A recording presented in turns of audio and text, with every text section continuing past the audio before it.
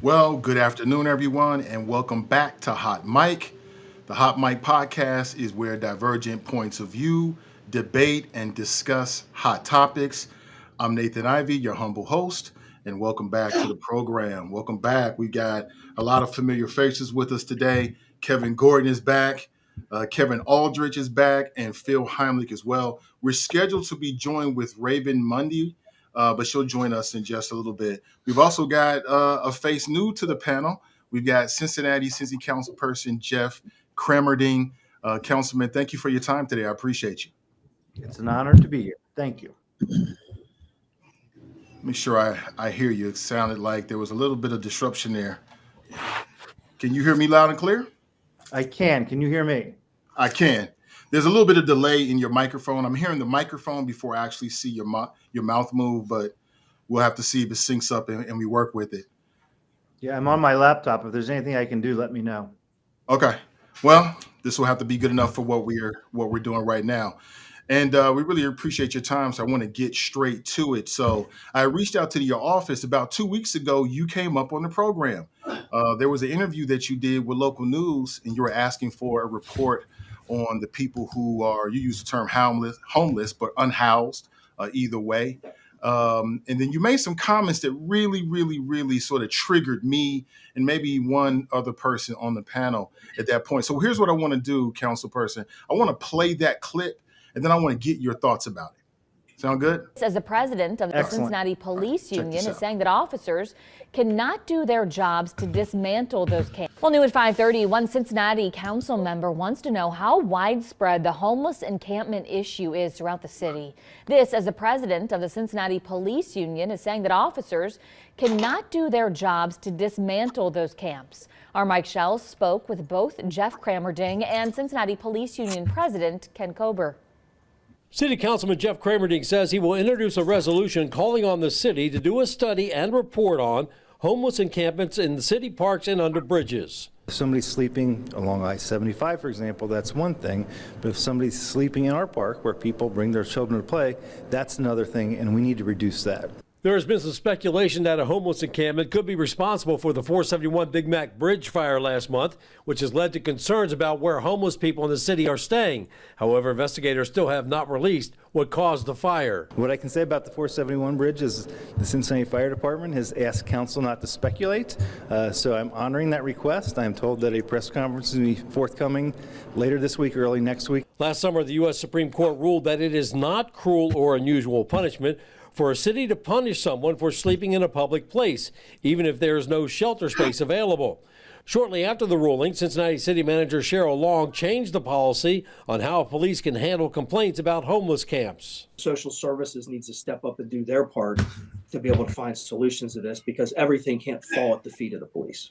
One policy that did not change is police officers can make arrests if illegal conduct is observed, but not for someone sleeping or trespassing. Trespassing under the Ohio Revised Code is still illegal, but it's something that we've been told to be hands off with unless there's another crime being occurred.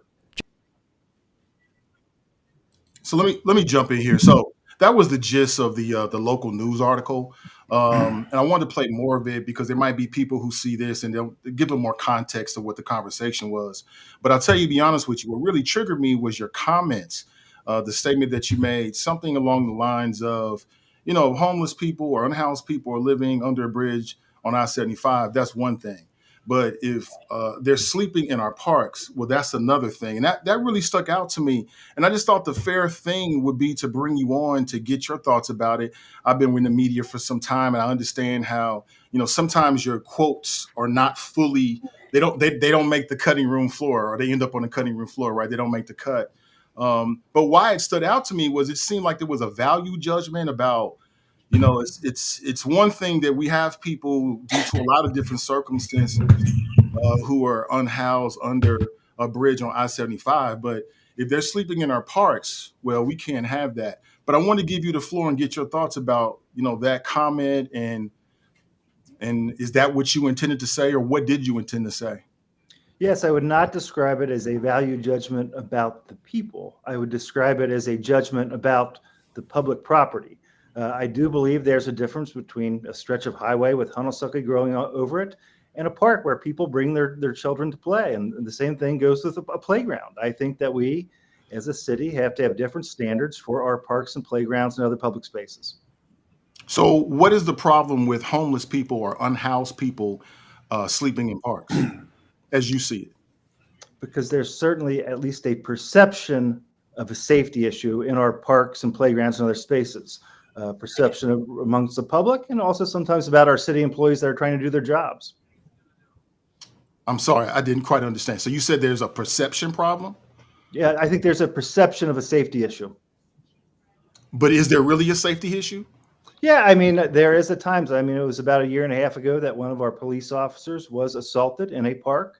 It was definitely related to a homelessness issue. So at times, yes, it's a real issue. At other times, it's a perception issue. Interesting. Well, I definitely want to push back on that. Does anybody else want to jump in? I'll go. I'll go. I've got plenty of ammunition. I'll go. I have to kind of side with the council member here. You have a park that's set up for a specific purpose. It's for a playground, or it's for where people go to recreate.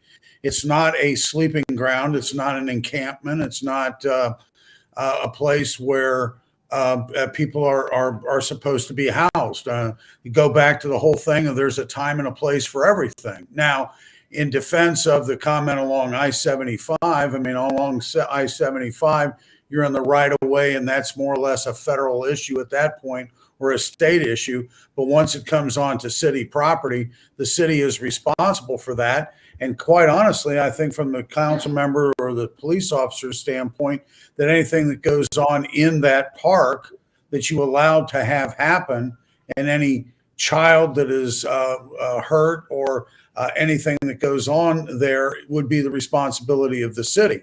Now, if these homeless encampments were merely something along the lines of what you see, people going out and camping for the weekend and clean up after themselves after the weekend, or something along those lines, that's one thing. But for people being housed there, when you go by these, and they're not even trying to minimize the litter. They're not trying to even clean up after themselves and at least make it presentable. And then generally in some of these homeless camps, a lot of times you have drug use, you have needles, you have things that are a safety issue for the children. And so, yeah, I think if you've got an encampment in a city park is a city park. Yeah. The only thing is that we're not talking about an encampment. We're talking about somebody sleeping in a city park. That's but that is. But Nathan, in fairness, that is the question that the councilman was asked, and that's the essential point of what he was bringing up, which was doing a study on homeless encampments. So that was the context in which the question was asked, and his answer was given. You know, when we talked about it was not. But go right ahead. No, it was not. But go right ahead. Well, the story was about him asking for a study on the state of homeless encampments, correct? Yeah, but I didn't ask him to come on to talk about the story. Well, right, but we're talking ask me a question. Can I get it out? Yeah, go ahead. The issue is not the story. The issue for me, you might have a different issue, is his particular comment. Speaking of the council person, but his comment was made. He said it's okay for people who are unhoused living under a bridge on I-75. That's one thing. But if you are sleeping in a park, well, the councilman seems to think that raises some kind of safety issue. Well, I think you're talking about the difference between sleeping and an encampment. Let Kevin A. get in. Let Kevin A. get in. Said and then finish my comment again. His comment that he made that we're referring to, that you had an issue with, was made in the context of the story that was talking about homeless encampments. You can't separate that. When he's being interviewed for a story about his study on homeless encampments and he makes that comment, the context of that comment matters, and that's what he made his comment. I mean, the councilman can speak for himself. That's what I was going to say. He can absolutely speak for himself. I'm just saying, in fairness, that was the context in which he made the comment. I mean, and I said at the time, let the council person speak for himself. That would be the fairest. Sure. And I said at the time, you're reading into it, but go right ahead. I understand the nature of it. Right? And I said at the time, I didn't have a problem with his comment because I agree largely with what Kevin said. And I said this the last time. Look, there is the reality of the issues that many people who are homeless in Cincinnati suffer from. whether that's mental health, whether that's substance abuse, whether that's alcoholism. You cannot deny that those issues are at stake, and they Or do capitalism. and they can pose a safety issue for the community. There are also the issues of hygiene. If you've ever been around or seen some of these homeless encampments, you'll see where people But we're are not using. talking about homeless encampments. Okay, Nathan, Are we that's not talking what you're, about that's not or are what we you're talking about talking sleeping in the park? Yeah, that's not what you're We're talking about somebody sleeping in the park. That's what we're You talking want to about. make it an individual thing. Define No, I'm just going by what Nathan, Councilman define has sleeping in the said. park. Define I'm- sleeping in the park. Let's let the councilman address it. I'm just going by what because the let's councilman let him actually address it, because said. you're not accepting, the any other I'm point just of not view other than the accepting one that changing you the wanna go with. circumstances to fit a particular viewpoint. I would like to talk about what the councilman actually said and not what you think he said. Okay, well, he can answer that.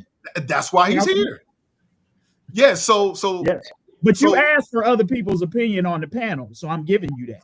I want other people's opinion on the panel, but what I don't want to happen is that we take the conversation away from what the main point is. For me, I must admit, Well, me, what is your point, Nathan? I guess Well, is what I'm getting at too. my point is explain. several Are you things. talking about? Wait a minute. Time out. Now All you right, asked me a question, but I will time honor out. your time out. You Go right keep ahead. you keep talking about sleeping in the park. Yes. All right. It's a big difference. I mean, if I pull up on a park bench and it's a nice summer day and I fall asleep, that's one thing. But Exactly. if you're talking about that's where I'm going to sleep at night, which would mean that I'm going to live there, that's a whole different thing altogether. Sleeping in the park, you keep trying to make it seem like it's sleeping in the park. Let's get to the point. It's encampments in the park. No, we're not talking about encampments in the park unless that's what the council person meant. That's why we brought. Well, let's get to it. Well, that's where we were headed before you stopped us. Go right ahead. Well, sir. no, you opened it to the panel. Does anybody have any comments? And I gave you my comment. Absolutely, but I was Nathan, just because you don't like my comments doesn't mean I love your comments. I Then love. don't Will you guys please behave? We have a guest with us. Let's show We have a some guest with. I manners, love okay? your comments, but right before you made that comment, Kevin, we were just about to go to the council person, so I will yield the floor and allow him to speak. Yeah, certainly the motion, the intent of the motion goes to illegal conduct, trespassing activity that is occurring when the park's closed. That's what you were talking about in your comment? Correct. Okay. Well, I'm glad that you clarified that, because I had a huge issue with it, because, I take my son to the park probably this last summer. We were at a city park almost every single weekend and multiple days throughout the park. And I had shared with my colleagues here on the podcast that there was at least one time when we saw a man who was sleeping in the park. It's hard to judge a book by its cover, but if you forced me to do so, I would probably guess that maybe he was unhoused. And it was just a learning lesson for us. It was no big deal. I kind of told him about the different circumstances that people find themselves in, and we went all about our day. It was not an issue. So when I heard you make that comment, and the reason why I'm some people would think this is a big deal, but Councilman, I don't have to tell you this. You're a leader, right? You're a local leader. Like, Yes. You're someone who has been elected by other individuals. You're a paragon. So the words that come out of your mouth matter. So when I hear a council person, number one, referring to people as homeless, I think that there's a better way to do it, and that is unhoused, for a lot of reasons. Some might disagree with that. It strikes a nerve with me. And when I hear a councilman say, look, it's okay if you're in these circumstances, we just don't want to see you in those circumstances, councilman. That's how I took it. I took it like, look, we know that there's people who are unhoused, but as long as you're under a bridge somewhere and you're not messing with the good citizens with their families in the park, hey, so what? And I just felt like, as a leader, the words that come out of your mouth and the values that your words that come out of your mouth project mean something. So that's why I wanted to bring you on here and get your thoughts about it. So in speaking about these issues on council, we put ideas out there, and I'll say I've had a lot of feedback, strident feedback at times, from a lot of people I've respected. I've been called an idiot for saying we should study this and saying this is straightforward and simple, that obviously homeless people should not be in our park. And I've been accused on the other side of villainizing homelessness. And it's not. It is a real problem. It is a complex problem, and there are room for compassionate, common sense solutions. So, I mean, absolutely, though. I mean, I Also, think it's not just me. when there are homeless people that Unhoused. are unhoused, sleeping in our parks, that is a problem, and we should not ignore it. We should address it. Do you understand that? Do you understand the power and the why people prefer to use the term unhoused as opposed to homeless? I don't. That's why I'm Yeah, asking. We can all learn something today. Can I jump in here Yeah, for a but can minute? you answer the question? Do you understand why people have made that shift in the language?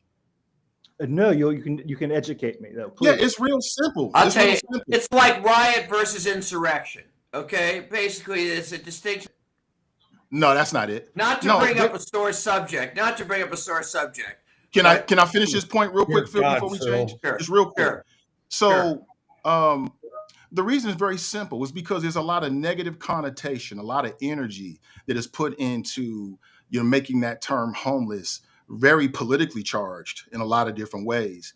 And it doesn't even speak to the circumstances to which public policy should be trying to address, right? Unhoused speaks to the conditions that they are in. To call someone homeless, it's almost like you're making a value judgment as to who they are, right? So that's why That's on people have you. made That's that on shift. you, Nathan. If No, you, it's not you just know, on me. you There's a know, whole lot we of have people feel the same we way. have an English language. Words mean something, and when That's the point I'm you making. decide that a word is going to mean one thing versus what everybody else seems to think, that doesn't make it wrong.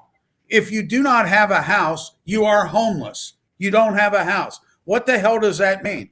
Unhoused means that, well, hell, I walk out the door and I'm walking down the street. I'm unhoused at that point. Can I teach you something real quick? Probably not. Because Let's try.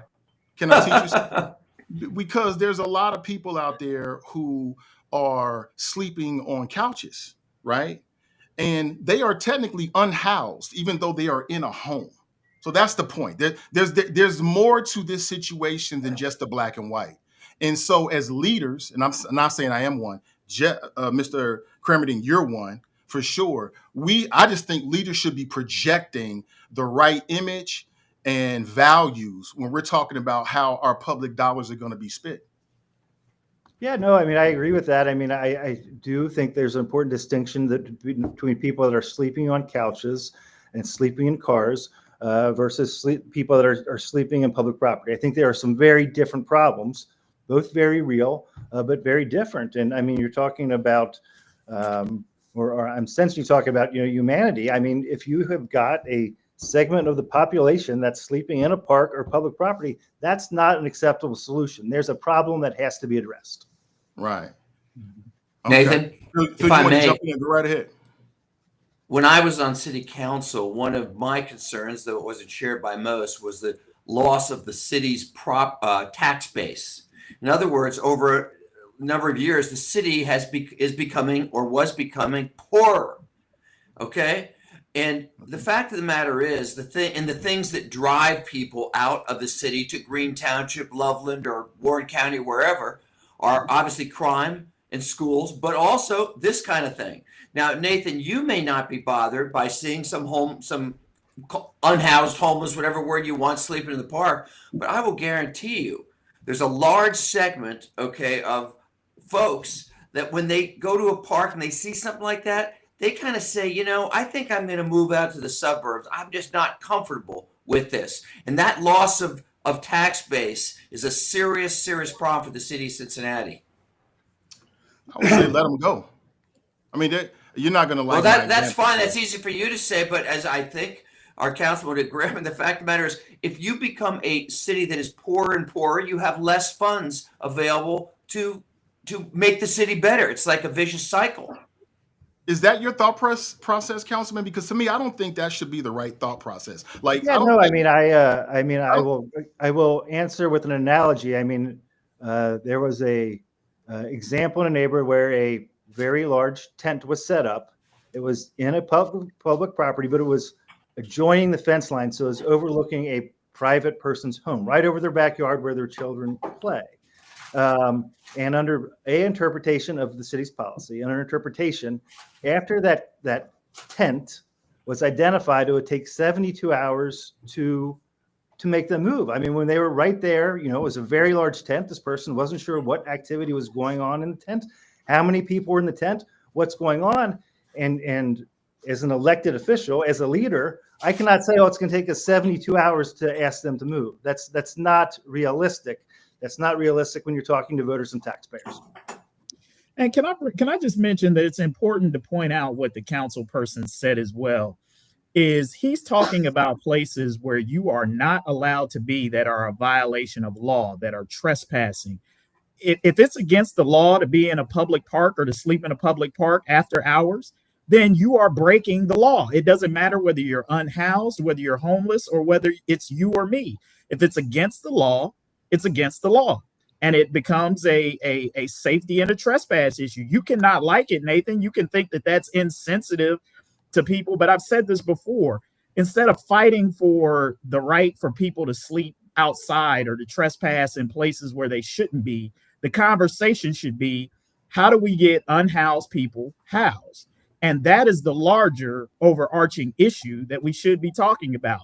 And the semantics of what somebody is called or not, look, I get it. I get it from an intellectual standpoint, but it doesn't change the stigma in terms of what people actually think. If you sleep outdoors and you don't have a place to sleep, whether you think they should be called homeless or not, that's how people think of it. And whatever stigma goes along with that is going to go along with it, regardless of how politically correct that you try to be. Like this is the argument that we're having in this country right now about quote unquote woke, where people are trying to assign names and things to situations that people are like, they think it's silly, quite frankly. And I get where you're coming from, Nathan, that there is a distinction, but in most people's minds, they're not. And no matter how hard you push for it, a lot of people aren't going to think about it differently. And that's the thing that you just kind of got to realize. Oh, yeah. I mean, like I said, there was a time when there was a lot of people who felt like black people and white people shouldn't drink out the same water fountain. But that's different, Nathan. You're taking an apples and orange. I knew you were going to go there. And let me tell you how. The way that it is consistent, Kevin, is that you just brought up what a lot of people think. Is making extreme examples that don't apply. You can't be hypocritical and criticize those of us on the panel who do that when you do the same thing. Is extreme. It is very similar. What you just said is just because a lot of people not even in the same ballpark, Nathan. It is exactly the same ballpark. You just refuse to see it, and let me tell you how. It's very simple. You refuse to see. Let me tell you how. It's very simple. You refuse to see that your comment is out of line. It's not out of line, but let me just take it back in line because I don't want to get caught in a tangent. I think there's a lot of what Kevin just said that I can agree with, but it just misses the point. So I just want to make this point one more time, is that when you as a council person make a point on television where thousands of fellow Cincinnatians are going to see this, and you make this comment about how if somebody is homeless and sleeping in a park, it's a problem, that in of itself becomes the problem. It's the criminalization of people who are unhoused. Whether you meant to do that or not, I don't believe that's what you meant to do. But that could be the impact of how people are going to take that in. Like homeless, park, bad, right? And that's my issue. That's why I wanted to bring it to your attention. I'm not sure if anybody made you aware of that. That's simply it. You don't have to change, but if you don't, people are going to hold you accountable. But maybe it's something you can think about. Maybe you might say, F that guy. Either way, I've done my part. I said what I had to say. No, I mean, I appreciate that. We just reviewed one of the interviews. I mean, I don't, in retrospect, I mean, if people took it as somebody sleeping in the middle of the day, I apologize. That wasn't the case. But again, if there is illegal activity, people being in a park after the park is closed, that's illegal activity. And for me, that is unacceptable. And there's a small group of people out there, I think it's a minority that think that letting people sleep in parks because they've got mental health issues or a drug addiction, it's fine. And that's the status quo. We're all going to have to deal with that. And to me, that is unacceptable. If there are people sleeping in parks because they're addicted to drugs or because there's some mental problems, We as a society have to have a conversation to address that. That to me is unacceptable. I will never say, okay, people are sleeping in parks for this reason or that, and that's all right.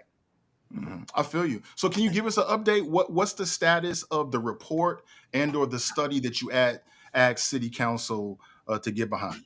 Sure. I mean, it's very timely because the city, there was litigation. There was a settlement that had a 72-hour notification requirement. The Supreme Court had some rulings that reduced those notifications and said cities can be more flexible dealing with those problems. So I think the city should investigate how we can be more flexible, more responsive, while at the same time looking for alternatives to the real root of the problem, which is number one, shelters. Shelters being, a temporary solution, 1 night, 2 nights where people can go to sleep. And the more permanent solution is housing, where people have more long-term housing to deal with their mental health, substance abuse, or whatever problem they're suffering, to get them back into being, a member of society that's, being productive and not having to sleep in a park. I'm going to step away and let my colleagues, I know my colleagues are mad at me. I love it. Be mad. I'm a barbarian. That's what you came for. I love each and every one of you. Ain't nothing you can do about it, but I'm going to be me, damn it. Go right ahead. The floor is yours. I'm stepping back. The floor is yours. No, I would just say Nakia had an interesting comment, and I would love for her to maybe add more in the comments about, she mentioned about Nashville having a very unique way of addressing homelessness on the streets of that city. Maybe she could elaborate a little bit more in the comments section and educate us on what Nashville is doing. So perhaps we can learn what they're doing right there. So I just wanted to bring that up as I'm looking through some of the comments. And I can tell you one place you don't want to study and emulate is Louisville, Kentucky. That is, you talk about a serious problem down there in the heart of the city. That's, I don't know what the hell they're doing there as far as, the people on the streets, and they're not handling it right down there. Let's put it that way. The floor is yours, guys. Jump straight in. Anything else? If no one has anything to say, I just want to throw it back on the councilman and ask, is there anything you want to ask of the public? Like, you came on here, you're taking this heat. I'm asking you questions. Thank you for your time. But I think it's only fair to give you the floor to ask us, the public, of whatever you want to ask of us. Sure. This is all about identifying solutions. I mean, one potential solution that people point out when it comes to shelters, again, very temporary solution, that I am told that if you're a man and a woman, you cannot shelter together for a night or two. So if you are sleeping on a public property in a park, that's a potential gap in the system. And secondly, Kevin mentioned best practices, and I think examining best practices is always great. I am not familiar with any. I welcome those. I think if we could borrow solutions from other cities, that's great, to the extent those are out there. Until there's not, I think Cincinnati should be best in class when it comes to dealing with this issue. One thing I would bring up, Councilman, which might be worth looking into, and I've heard about this through some of our reporting at the Inquirer and other spaces, that many of the homeless shelters in Cincinnati, if you have a criminal past or maybe a criminal record, that they don't allow you to stay there, particularly as it pertains to men. And knowing that there is a percentage of unhoused or homeless people who are returning citizens in our city, is there any thought or anything being looked at about having spaces or having shelters where returning citizens can find housing, particularly if there's a concern about safety threats and things of that nature as it pertains to homeless individuals? I would think that that could be perhaps a catalyst for recidivism, that sort of thing. Someone who's who's getting out, unable to find shelter and a place to stay, might increase the likelihood of those individuals turning to some sort of criminal or violent acts. Any thought given to that? Yes, I mean, absolutely. So you're telling people, no, you can't be here. So there has to be safer alternatives for every person. You can be here or there. I mean, just saying, no, you can't be here really it's not going to solve the problem. I mean, you're going to push people here and there. At best, maybe you'll move them to the next city over, but you're never solving the problem. unless you get that person into the shelter and ultimately the housing and ultimately the treatment or ultimately the job training that they need, whatever the scenario is. All right. I see Phil stepped away for a second. We've got Raven with us now. I think she's trying to do something with her audio. Hey, Raven, can you hear us? Yes, I can hear you. Okay. Hey, I'm glad you made it. Mhm. We got the councilman on. You were on with us 2 weeks ago when we had that conversation. I said then I'd bring him on. So we've had a little bit of a dispirited debate. Got a little heated for a second, but that's what it's all about. Is there any questions? I'm not sure if you got a chance to hear anything or whatever, but we do have the council person. If you want to ask any questions, the floor is yours.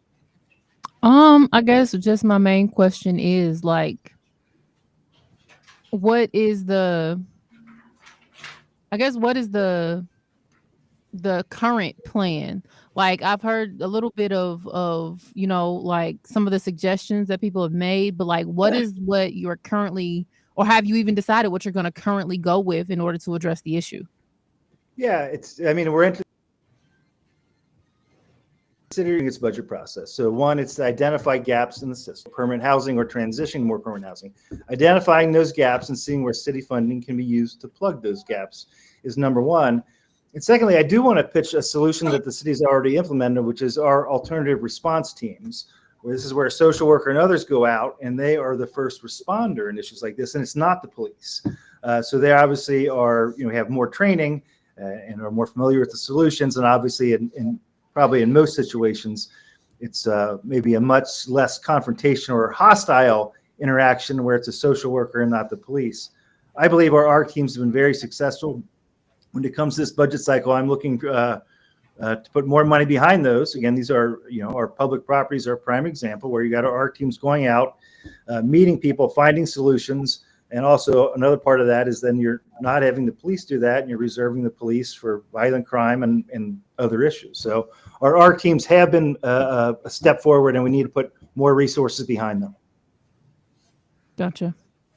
I just remember a couple weeks ago when we were talking about it, and I don't know if anybody has said it yet, but the original statement did seem like a removal of these people's humanity a little bit. And so it was a little bit of a concern, like, how are we handling these humans? Because these are not people who, not all of them anyway, these are not people who, are inherently bad. They are just people who find themselves on the side of the poverty line that a lot of us are blessed enough not to be on just as of yet. A lot of us are only 1 or 2 paychecks away from that. And so I just wanted to know that there was a resolution there for them that will treat them as the very humans that they are.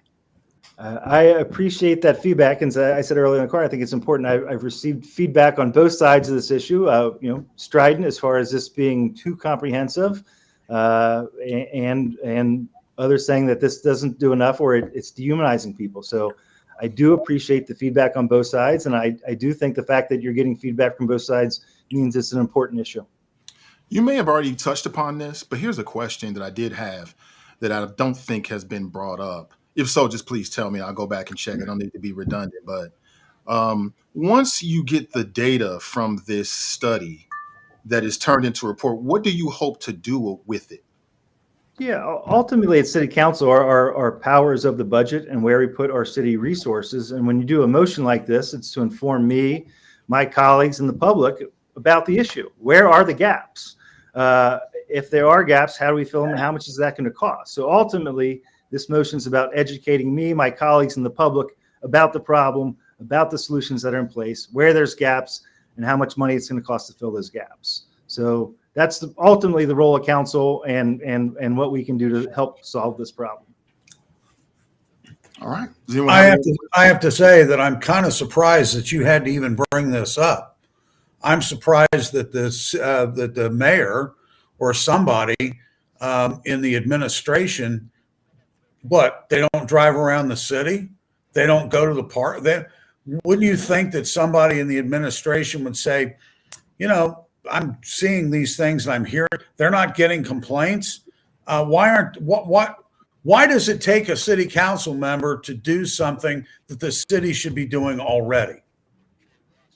I think that there's lots of issues like that. I think, I don't think anyone shirked the responsibility. I think it is complex. And we talked about the city's settlement that was brought by a group of people, a group of advocates, the Homeless Coalition on one side of the spectrum. So, I mean, as you're seeing, there's lots of points of view on this.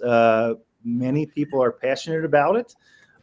So I don't think there's anyone shirked the responsibility, but it is a difficult issue. I can attest to that.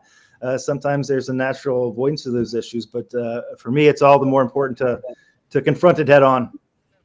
Hey, Nathan, I think we need to stick with the homeless, because if the homeless coalition, if now all of a sudden it's unhoused, they're going to have to spend a lot of money changing their letterhead. So maybe we ought to stick with the homeless. I wish you were that critical about Trump. Dear God. I wish you were that. Save that, man. You know we're going to get to that later on. Get into that too. Oh, I'm setting the table. We're going. Let's stay on the subject at hand. You know we're going to get to that later. We're still on the same subject. I'm just saying.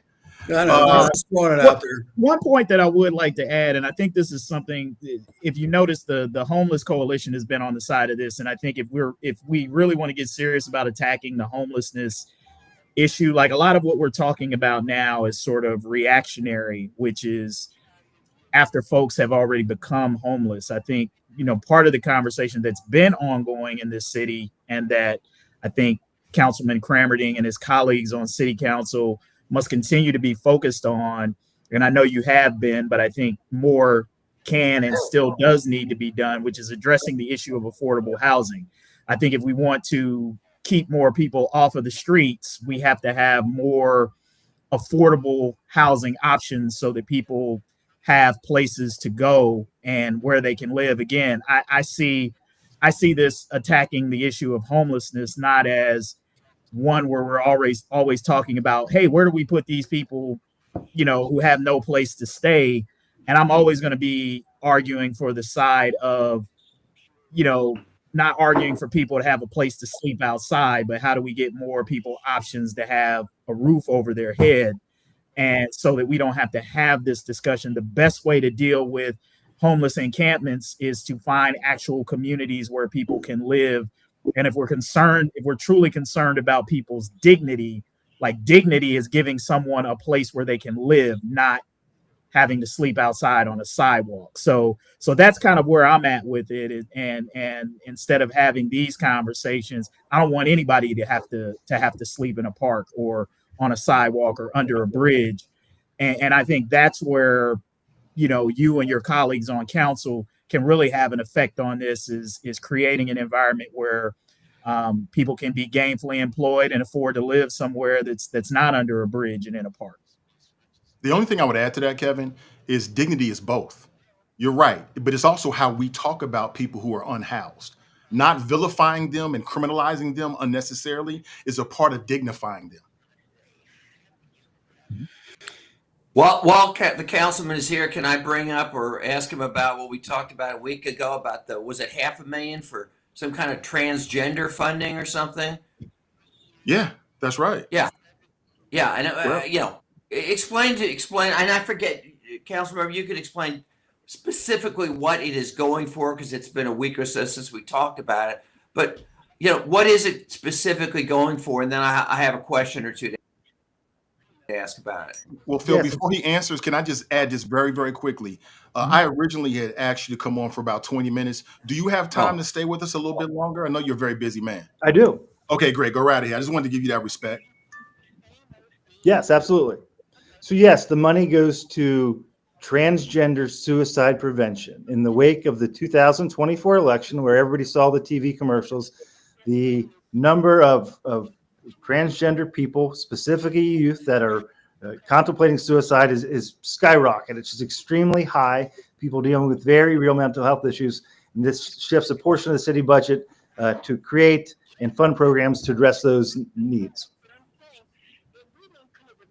Okay, and what is the money going to specifically do? Pay for counseling or do? Or? Yeah, so I mean, this is new funding. So the goal is suicide prevention. Okay, but what I mean, what are you spending the money for? I know it's for suicide prevention, but what is it to set up an 800 number, or is it like what services are being financed? I guess. Be used for? Yeah, I would assume it'd be counseling to answer your question. I don't claim to be an expert, Well, but I would hold say it. it's You counseling and everything else that vote goes to for it? people Did you vote for it? that are contemplating. Yes. Did you vote for it?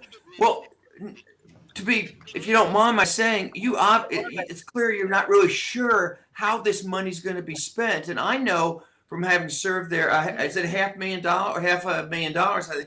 I mean, for the city to say that's a lot of money. You're saying basically you guys voted for this without any specific, carefully crafted program of what it's going to be used for? Because it sounds like, with all due respect, you don't know.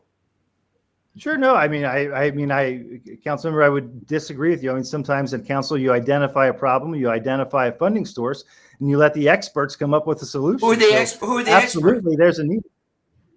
The health department, the health department, our board of health, who's a doctor, and his specialists that deal with this. Well, to just simply, in my humble opinion, to throw that for you guys to vote on that without having more detail. I understand it's the experts, but I would think that the experts would have come and testified to you guys or written up a very lengthy paper on this is how we're going to spend the money. It sounds like, and again, I question that as a proper purpose for a city anyway, given there are many people that are at risk for suicide, all kinds, teenagers are, all kinds of groups. And it sounds to me like kind of a politically correct thing to do. But putting that aside, I'm just kind of shocked that you guys would allocate that money, give it to the health director, without him ever having reported to you what he's going to do with the money before you voted for it.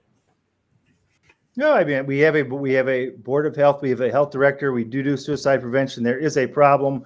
We're asking the director to address this problem and come up with a solution. So I disagree. Okay, but you're giving, I can see that, but wouldn't you have asked for that first? So you know what the money's going to go for. Instead of saying, here's $500,000, do whatever you think is going to help the problem. Councilman, is this money something that says, okay, we're going to set this aside for this study? Then you have to come up to that department or that bank of money and request money from that to do this particular study. I mean, this just isn't thrown at a particular agency and say, hey, run with it. It's money allocated for the program, correct? This is money to create a program. So yes, I mean, there will be accountability. Yes, I think that they'll come back and let us know how these monies will be used. So yes. Mm-hmm. Councilmember, so this was part of the conversation that we had when we were discussing this issue, and I think Phil kind of touched on it.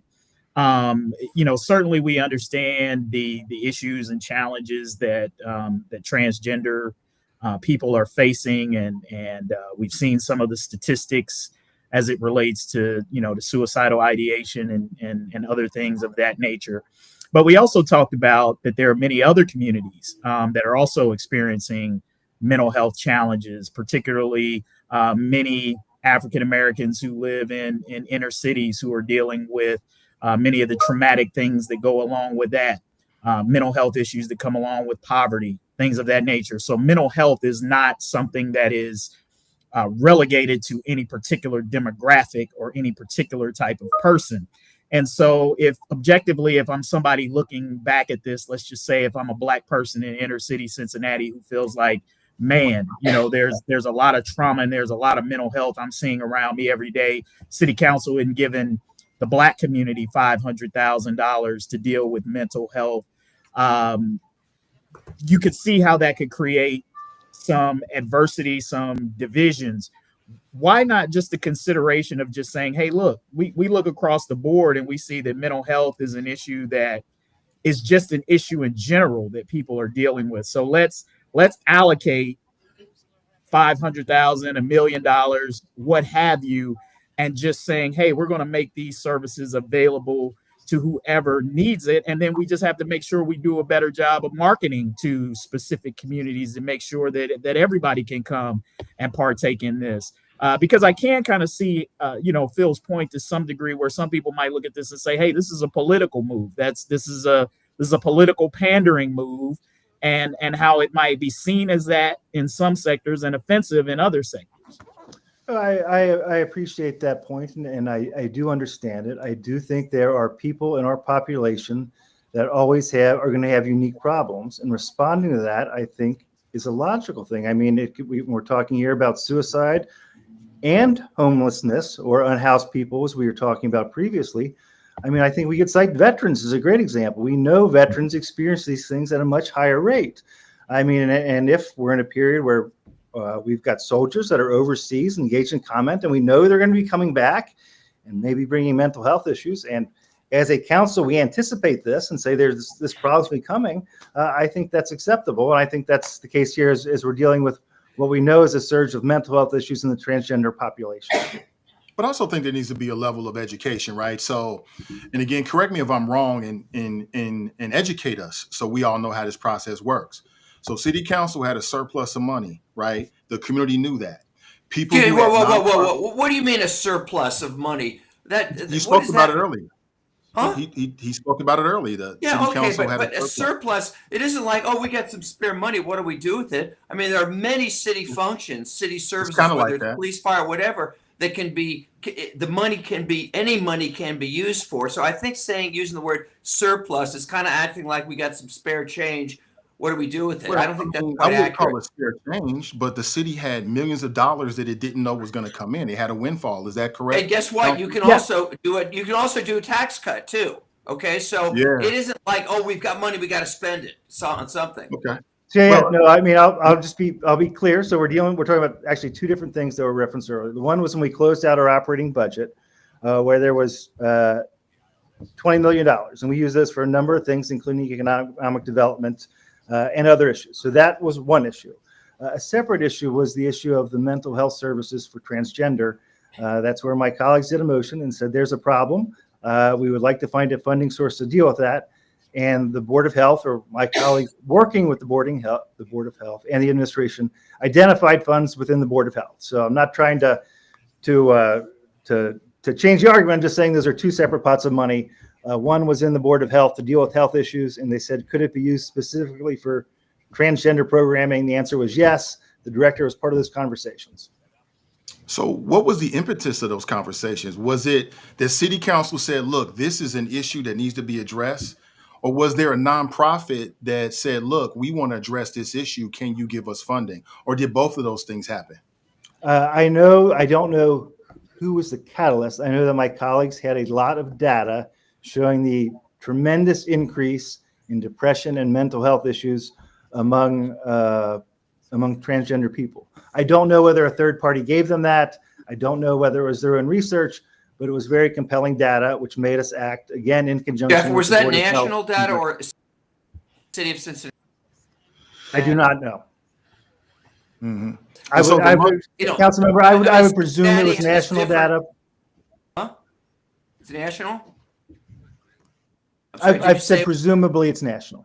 Well, that seems like kind of to make the assumption, maybe it's logical that, oh, things here are the same as they are elsewhere. I mean, I know housing, for the housing prices have shot up here much more, I think, than almost. So I would have thought they would have done more research locally to see if it's really a Cincinnati problem. No, Well, I think, Phil, maybe what you're not taking into account is you are listening to local individuals who are organizations who pay attention to this, who see people come in, who they may not have like a solid study information, and maybe they do, I don't know.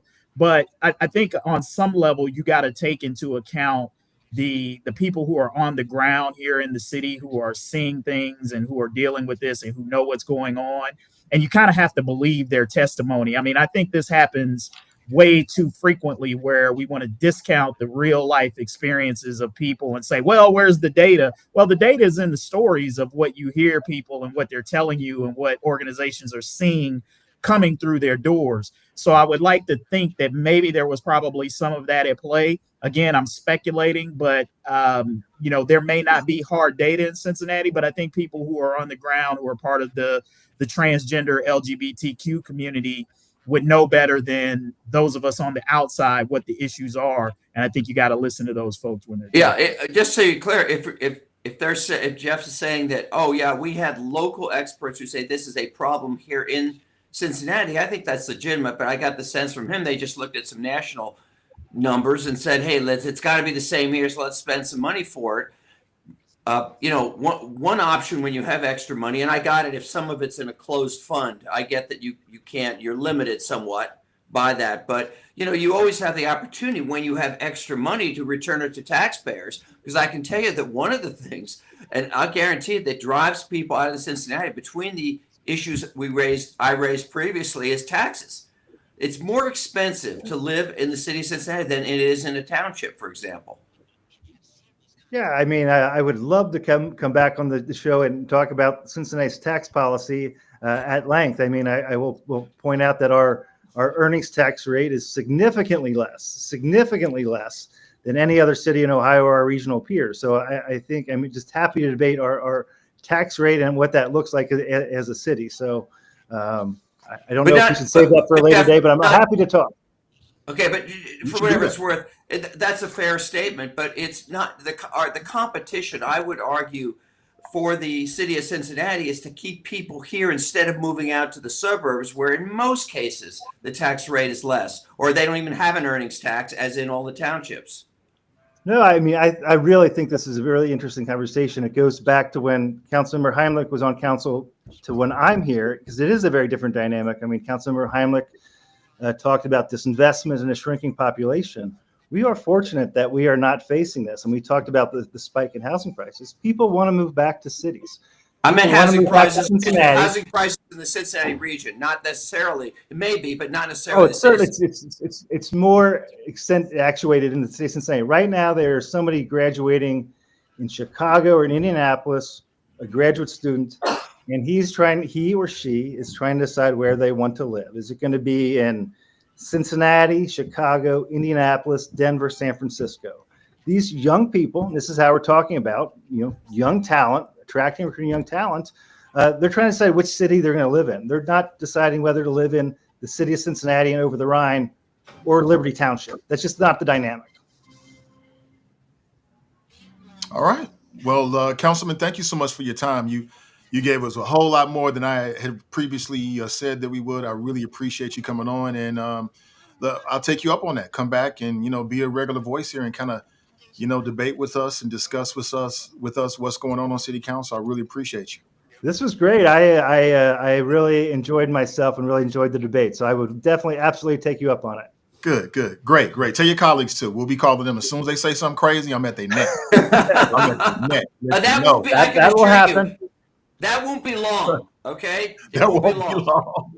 I concur. All right, thank you so much, sir. It might be me. All right. Have a great day. Nice to meet you. Take care. Thank you. Here's a good sport. Merry Christmas, Happy New Year, and all that. I'm glad he came in and stood his ground and said what he had to say. I mean, I think it was an interesting conversation, but that's the essence of what Kevin and I are trying to get at here with this Hot Mic podcast, to have those kind of conversations in real time on some levels. Sometimes I just want to tell you y'all wrong. You gonna let me get away with that? Okay. And I might say and vice versa. There it is. Give me some pushback. There it is. Exactly. Hey man, we're learning not to go up against the Barbarian. Give you pushback, pal. Man, don't worry about that. Never worry about that. Tough, if you think I'm tough, you should see the Barbarian's wife. That's the real one. I'm a pushover. So that's where you learn those scrapping skills. That's where I'm learning. I'm getting it all from her, man. But we got Raven with us, and so glad she's with us. She always asks the conversation. She holds her own. I appreciate it. And again, tell the people where they can hear your show. Actually, you can hear my show in the morning. I am on right here on the Buzz, 12:30 a.m. The Buzz of Cincy, every Saturday morning from 9 a.m. until 11 a.m. And actually, tomorrow I will have the money lady, Miss Michelle Graves, on the show, just talking to us about getting our finances together for the new year. Always good stuff. And she don't give Lincoln Ware no quarter whatsoever. None. And you call her show with that dumb ish, she gonna let you know about it. But she's also got an informed, unique perspective. So make sure you check her out. I'll be in the comment section. So sometimes I'm there and I don't even comment. I just want to see what people are saying. But supporting. I just appreciate you for listening. Absolutely. Raven, that's 9 to 11 on Saturdays. Yes, sir. Okay. Yeah, and you know what? I'm glad you said something, Kevin. Tell the people when you on. Midnight to 1 a.m. Tuesday through Fridays, America's Trucking Network. Next week, I'll be filling in for Brian Thomas on the morning show, 55 KRC, 5 till 9. And then January the 30th and 31st, 5 till 9. Okay, January 30th. Okay, great. He just reminded me I'm actually in for Lincoln next week, all next week. So okay, great. Lincoln's regular showtime from 10 a.m. to 1. I'll be on the buzz. Great. So Kevin, how many, I know that's a huge signal. How many different states do people hear you in? 700 WLW at night goes out to 38 states. People have heard it as far as San Francisco, Maine, even into our 51st state, Canada. I cannot. We're gonna talk about this. There you go. Let me just say, what's about to happen. If I could say, having been on Brian Thomas, actually, years ago, I actually hosted for about a month when his dad was out of town. But having listened and been on his show and having gotten to know your views here, Kevin, I don't think there's going to be much of a drop off or a dramatic change when you take over that week. Well, thank you. I appreciate that. And it's yeah. I didn't say it was a compliment. Well, you know, I've always prided myself on the one thing is that when you leave a conversation with me, you'll never say, God, I wonder what he thought about that issue. You're gonna know what I thought. I'd agree with that. I'm sure all of us would here. Yes, I have an opinion. I'm not afraid to use it. Absolutely. Hey, Kevin, I just want to let you know that while you were away, we discovered why you want Phil out of the party. We discovered that Phil's a socialist. You know, we've had a couple of conversations here where he's been exposed. Oh, have you? I'm happy to report to you that the truth comes out now while you want him gone. Hey, listen. If I can share this, my best friend from college, where I went to college, was a star defensive back, and then he was 29 years as associate athletic director at University of North Carolina, and now he does leadership training at the Pittsburgh Pirates. And he, for whatever reason, listened to our podcast when we were talking about the NIL issue, in which I said I did not like it, didn't agree with it. And my friend Kevin Aldridge here, first of all, took the total opposite position and had the chutzpah to suggest that I am a socialist, okay? And I just want to say that my friend, who's had many, as I said, high leadership positions in athletics, texted me and called me, said he totally agreed with Kevin, 100%, including the socialist thing. So I was offended twice, offended on the show and then offended by my close friend. Embrace it, Phil. He said embrace it. Michael says you're not a Republican, Phil. We're going to put this to bed. Why do you say that? I'll deal with that right now if you want me to, as I've dealt with it before. First of all, I thought conservatives and Republicans stood for free trade. But now, apparently, because Donald Trump wants to put huge tariffs on everyone, now we're not those kind of Republicans. We're not, that's a liberal position. Okay? Free trade and fair trade are two different things. Let me finish. Let's talk about deficits, okay? I'm a conservative, okay? I am what's the expression about, I'll think of a sec. I believe in balanced budgets, okay? But you know what I found out about my fellow Republicans?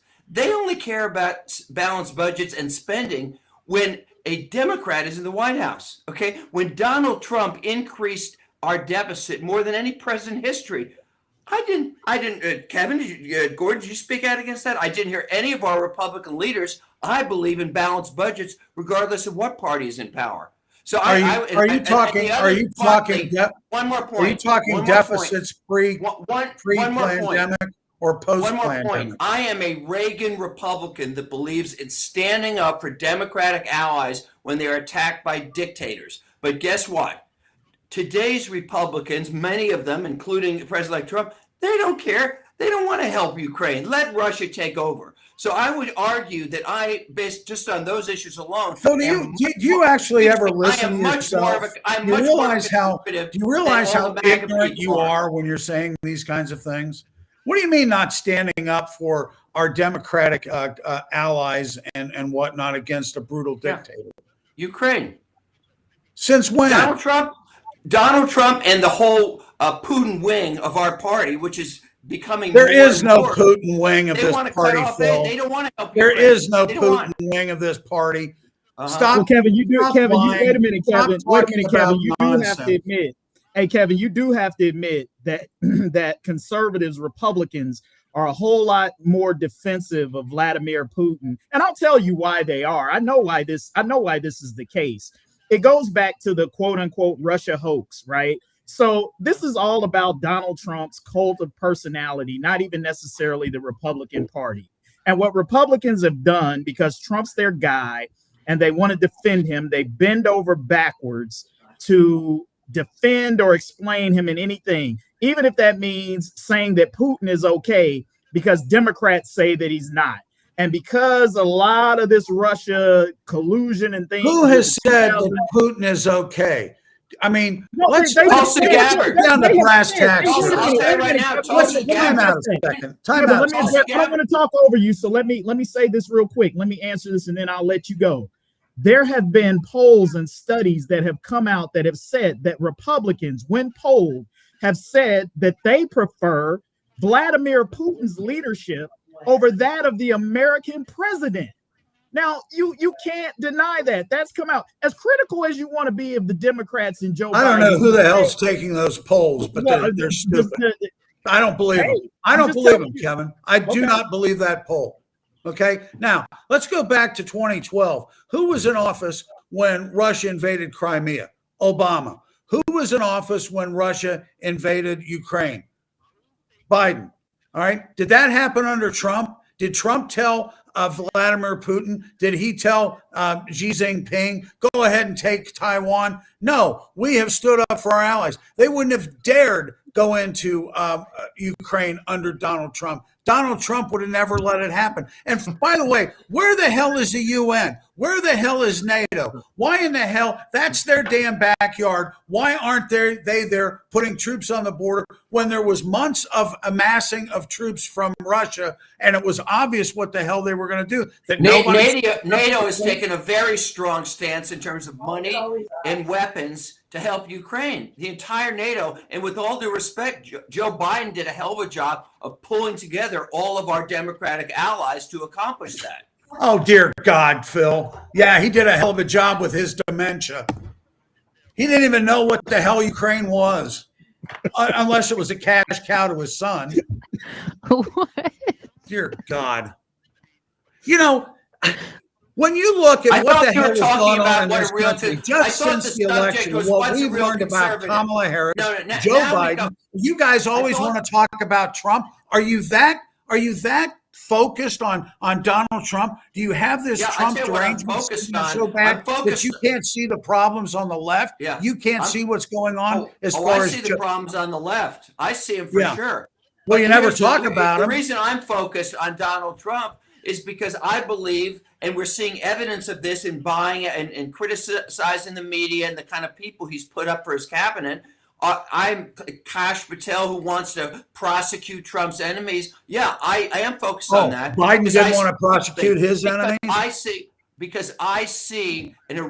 guys are a waste of time. You guys are truly a waste of time. You only want to talk about. You never want to talk about the attacks on Republicans by the Democrats. The lawfare that was done there.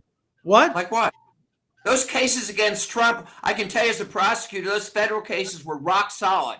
He would have been convicted by any jury on the charges that special prosecutor brought. If that's it, turn in your law license because you don't know what the hell you're talking about. Well, with all due respect, I think I do, Kevin. I was a prosecutor, a pretty good one for about 10 years. And I challenge anybody to read those indictments where, by the way, now we're jumping off track here, but in those indictments that Jack Smith brought, he did something that prosecutors are not required and usually don't do. He laid out all the evidence in the indictment, and that evidence on both the evidence that was manufactured. It was overwhelming. If he had gone to trial, if he hadn't had that friendly judge in Florida. Well, first of all, he wasn't even supposed to be there. He wasn't even supposed to be the prosecutor in the first place. So he was illegally in that position. So anything that he pulled out. And by the way, when are we going to start talking about the fact that everything over the last 4 years has probably been should have been reversed? Who the hell's been in charge? Did you see the Washington or the Wall Street Journal story the other day?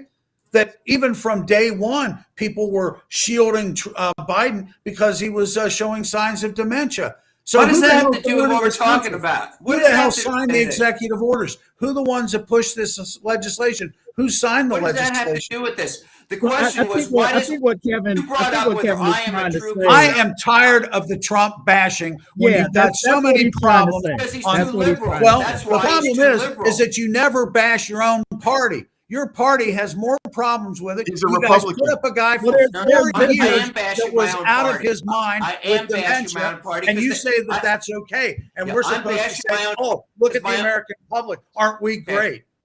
I'm Bill's bashing Republican. my own party It's a because it solution. I doesn't like live that. up to its own ideals.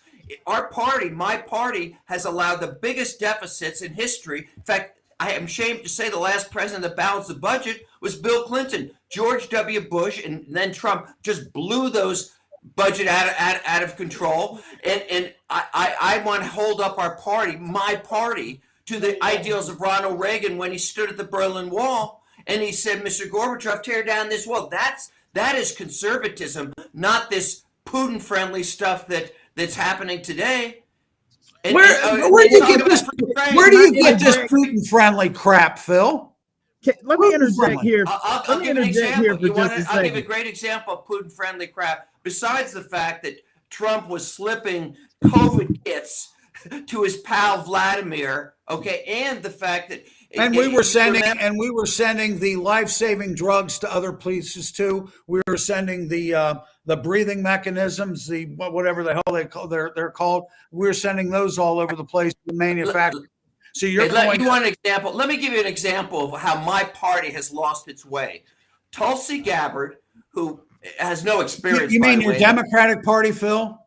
Your Democratic Party? She's an appointment of Donald Trump. In case you haven't. Phil, you're not a Republican. Just admit it and move on. Okay, you're not a Republican. You're not even a conservative.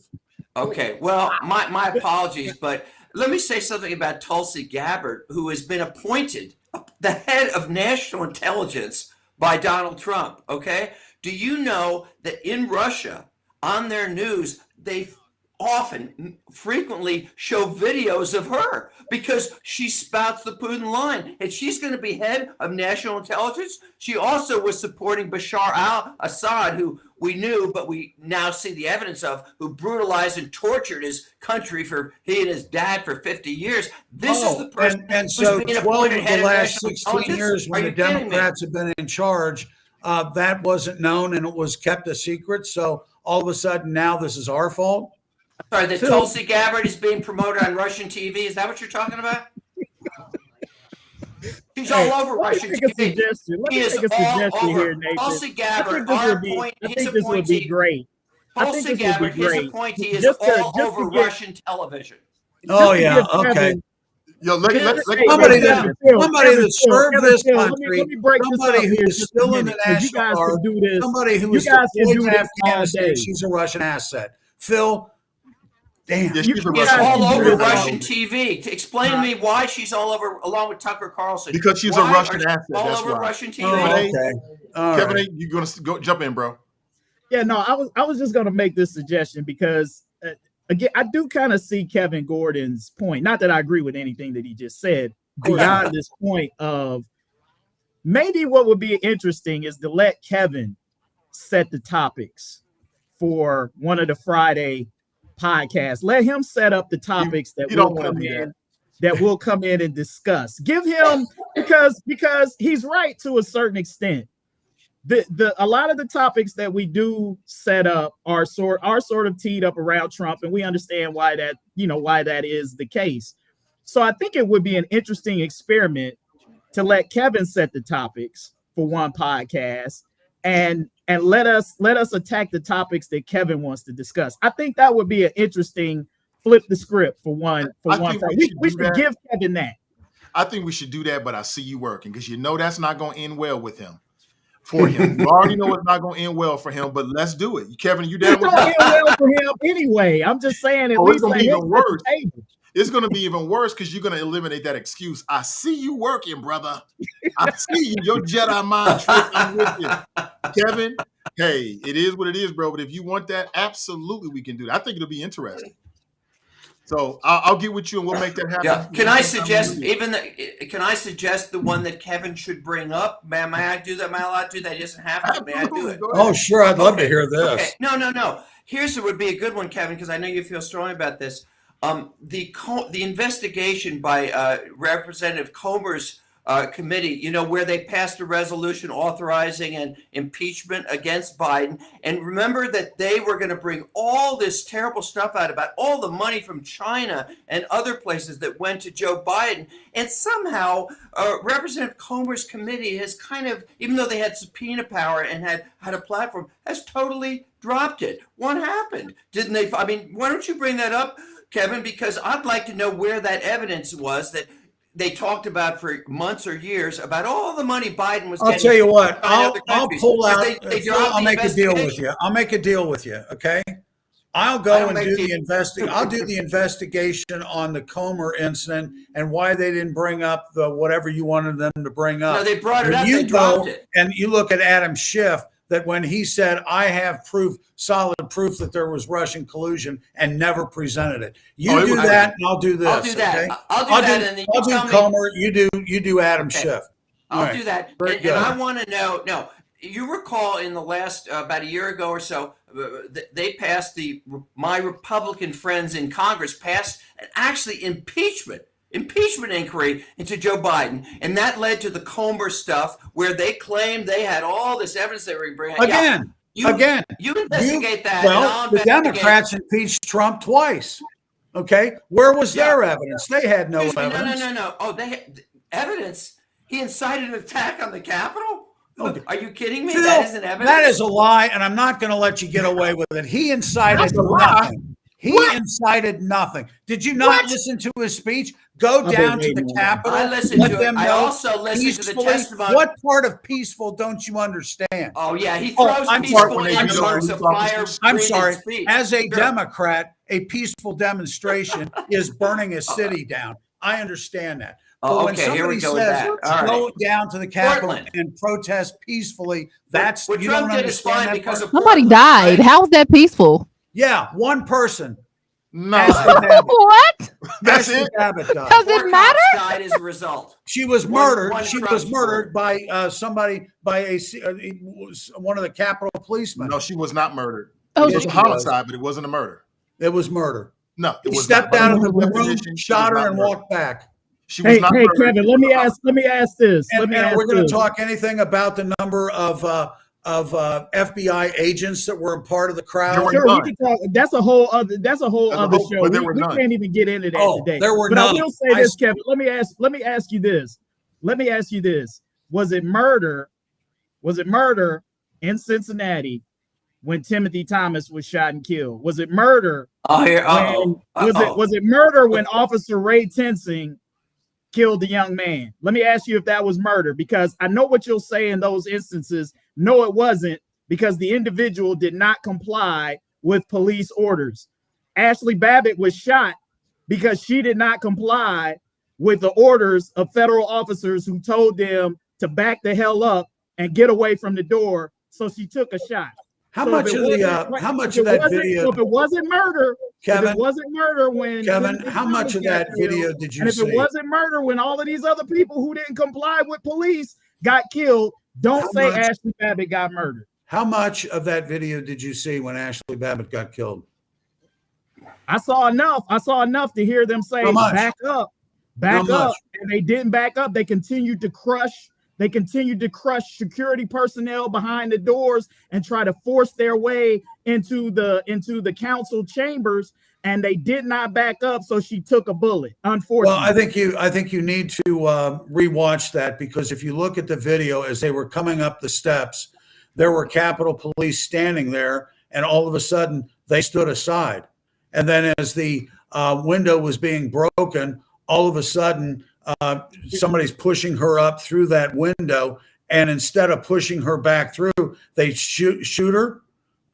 Yeah. You just said all the So elements. where were there. all the Capitol Broken Police window, that were on the broken steps there? window, They being disappeared. pushed through. They Like let these them through. are officers who are defending our elected officials. When you are trespassing, when you are destroying property and breaking through, Kevin, you would agree with this, and many of your colleagues would Well, not then defend I guess to anybody. go back to the previous If anybody topic, had if been we're not shot in the trespassing, we should go into demonstration, these look, homeless Kevin, if encampments and anybody mow had them been down. shot, if Let anybody Kevin had been finish. shot in the demonstrations that you talk about the riots, burning down buildings, if any of those people had been shot by law enforcement, you would defend law enforcement and say those people deserved it. There's no difference in what you saw. It's unfortunate that young lady got killed, but she was in the midst of a group of people who were breaking the law. That was her fault. Right? Who were breaking the law, and she took a bullet, unfortunately. You would look at different situations, and many people who side with you politically Well, then would say, why if wasn't this was there a Black Lives wasn't Matter there a march or uniform? something, you would say those people got what they deserve. Kevin, That's what why wasn't there a uniformed police officer in riot gear that shot her? Why was it a plainclothes guy that stepped out of the door and shot her? Hey, the feds don't play, bro. The feds don't play. Oh, okay. And in the Okay. meantime, there were several And there were officers no, I'm sorry, there were no FBI agents. There were just informants. No, there were no FBI agents. There were informants. There's been a report that came So out they say. last month. So they No say. Do FBI you believe no the FBI FBI?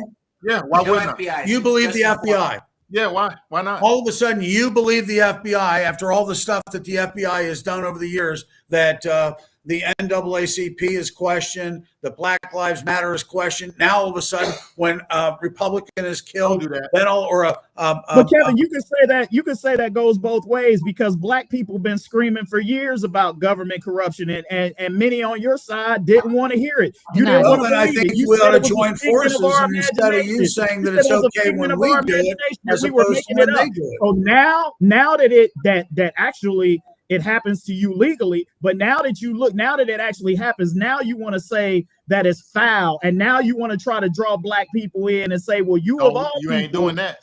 should agree with that. Man, come on, get out of here, because you've been telling us we've been crazy for decades and did not want to believe. Me? People. Well, not you specifically, Kevin, but I'm saying many on the right have said to Black people over the years in defense of law enforcement that you guys are crazy. This doesn't happen. Police don't plant evidence. They don't kill people unjustifiably. They don't use excessive force. And all of this stuff, if it did happen, you deserved it to happen to you because of what you were doing. But now that it's happening, now that conservatives are the ones being subjected to this treatment. Well, that's the point.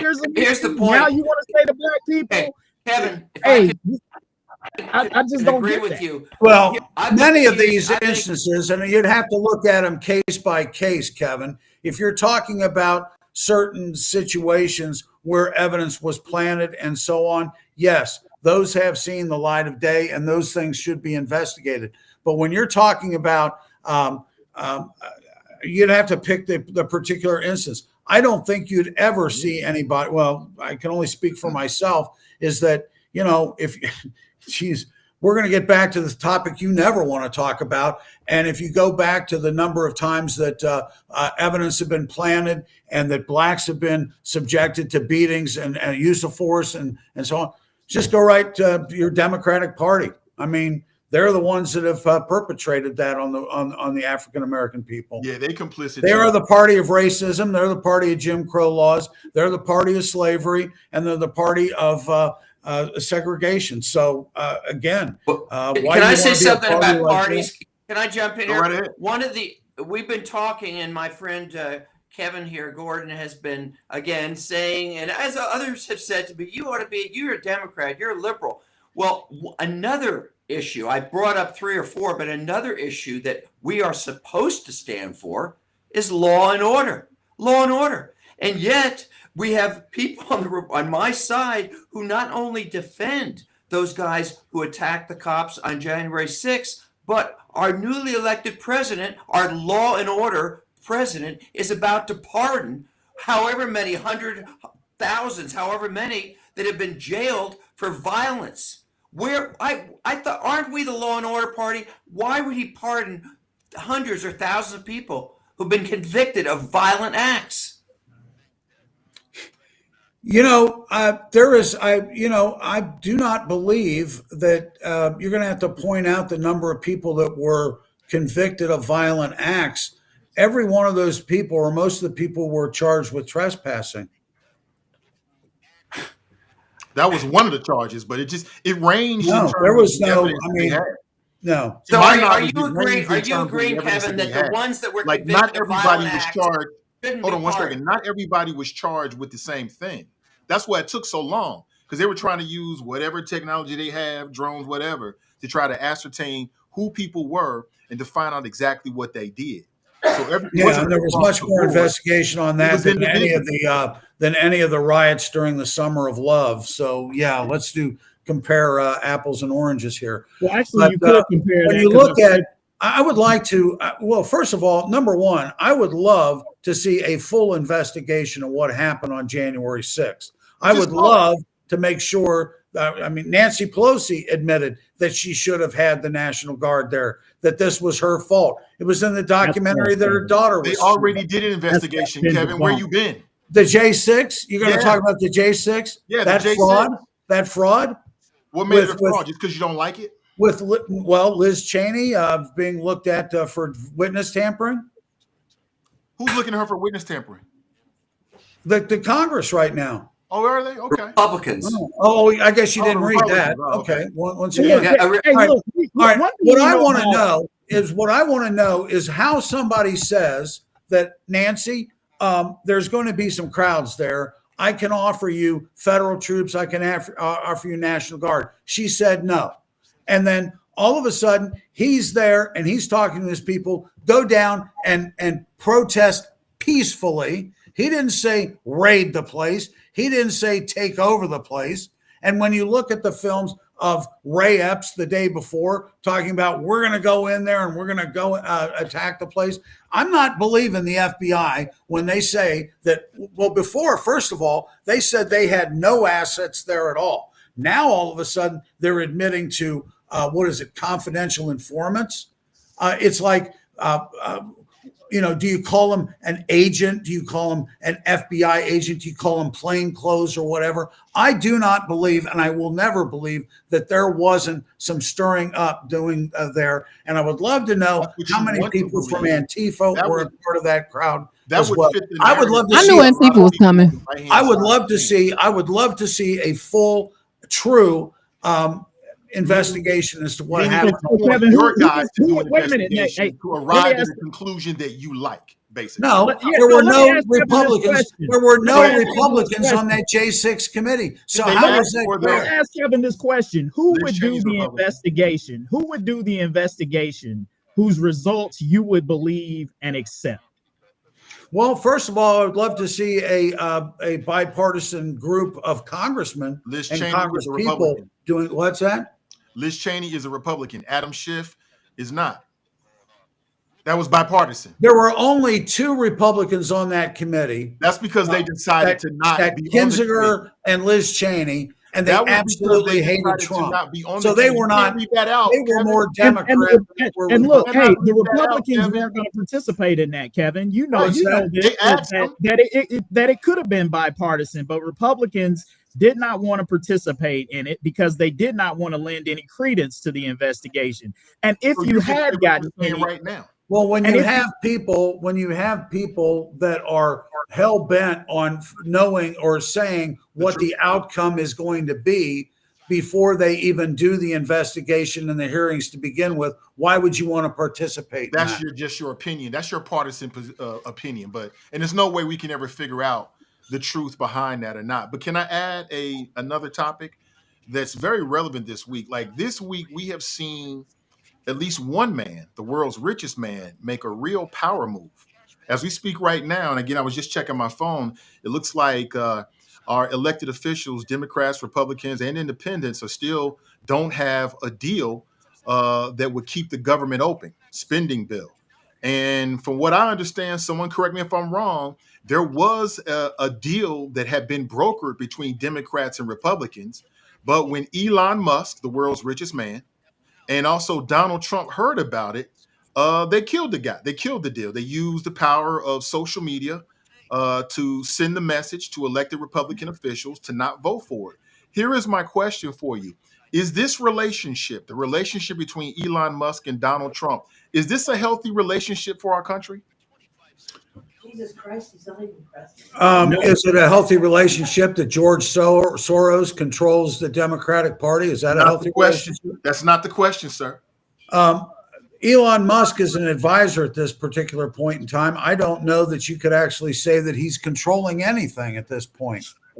Come on, Kev. Come on, man. That's strange. You know, I get where you're trying to go with that. If Elon Musk told this, you're smarter than what you just said. If Elon Musk, well, you're going to let me answer. If Elon Musk and the number of people that split that 1,500-page bill that was dropped and said, all right, we're going to vote on this in 24 hours or less than 24 hours without reading the bill first, then I think, first of all, that should have never been done.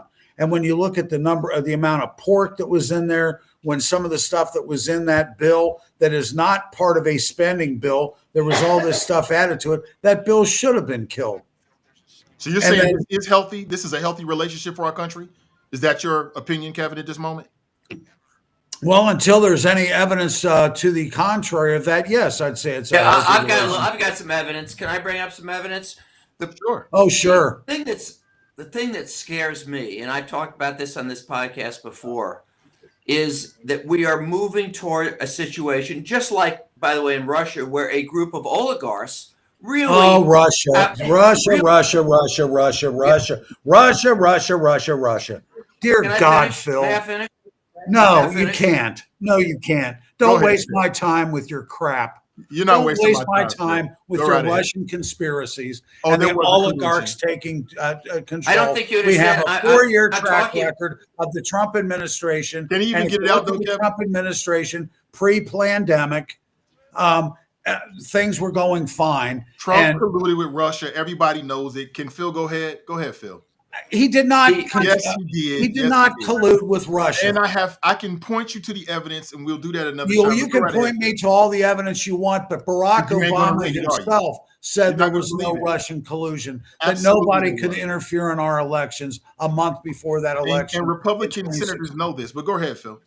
All right. My concern, and it isn't to do with anything about Russia control. I'm not talking about Russia influencing us. That's not what I'm talking about. I'm talking about a government like they have now in Russia, where basically you have Putin and a group of oligarchs that run the country. And my concern is in seeing this relationship, not only with Musk, but others, that we are moving in that direction. Let me give you an example.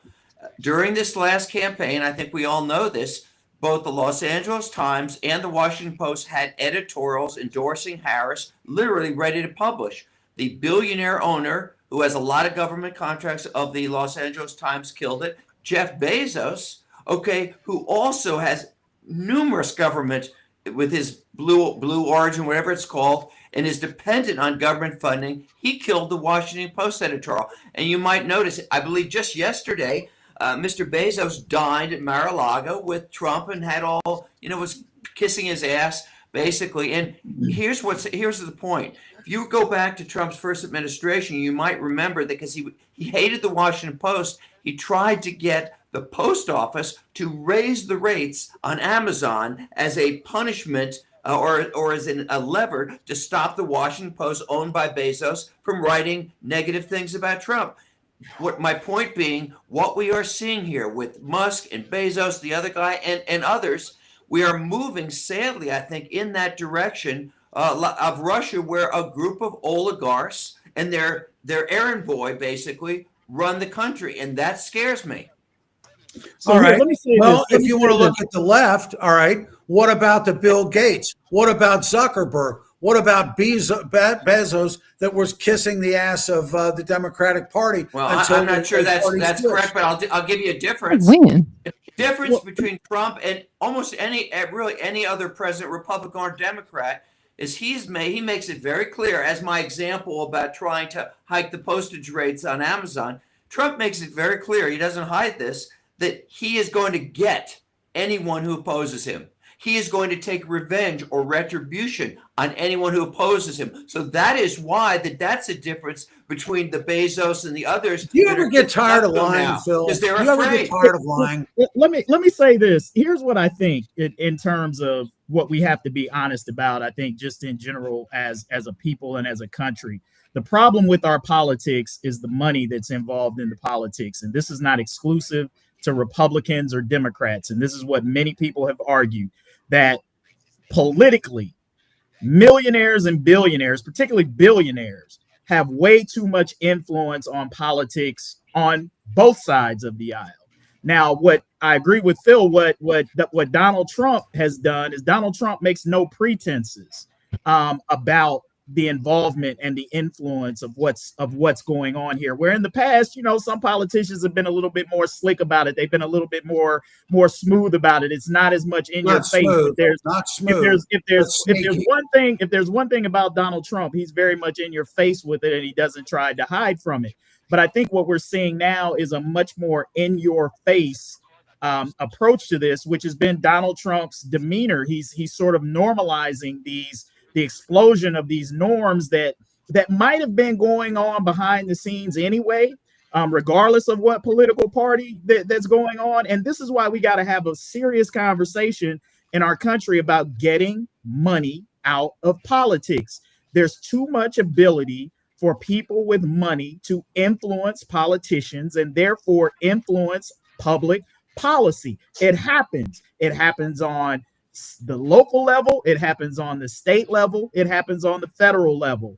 And we've got to get to a place where the people are actually determining who's running our country and the policy, and not these millionaires and billionaires and big businesses who are able to create these shell corporations and circumvent campaign financing laws to load the pockets of these politicians.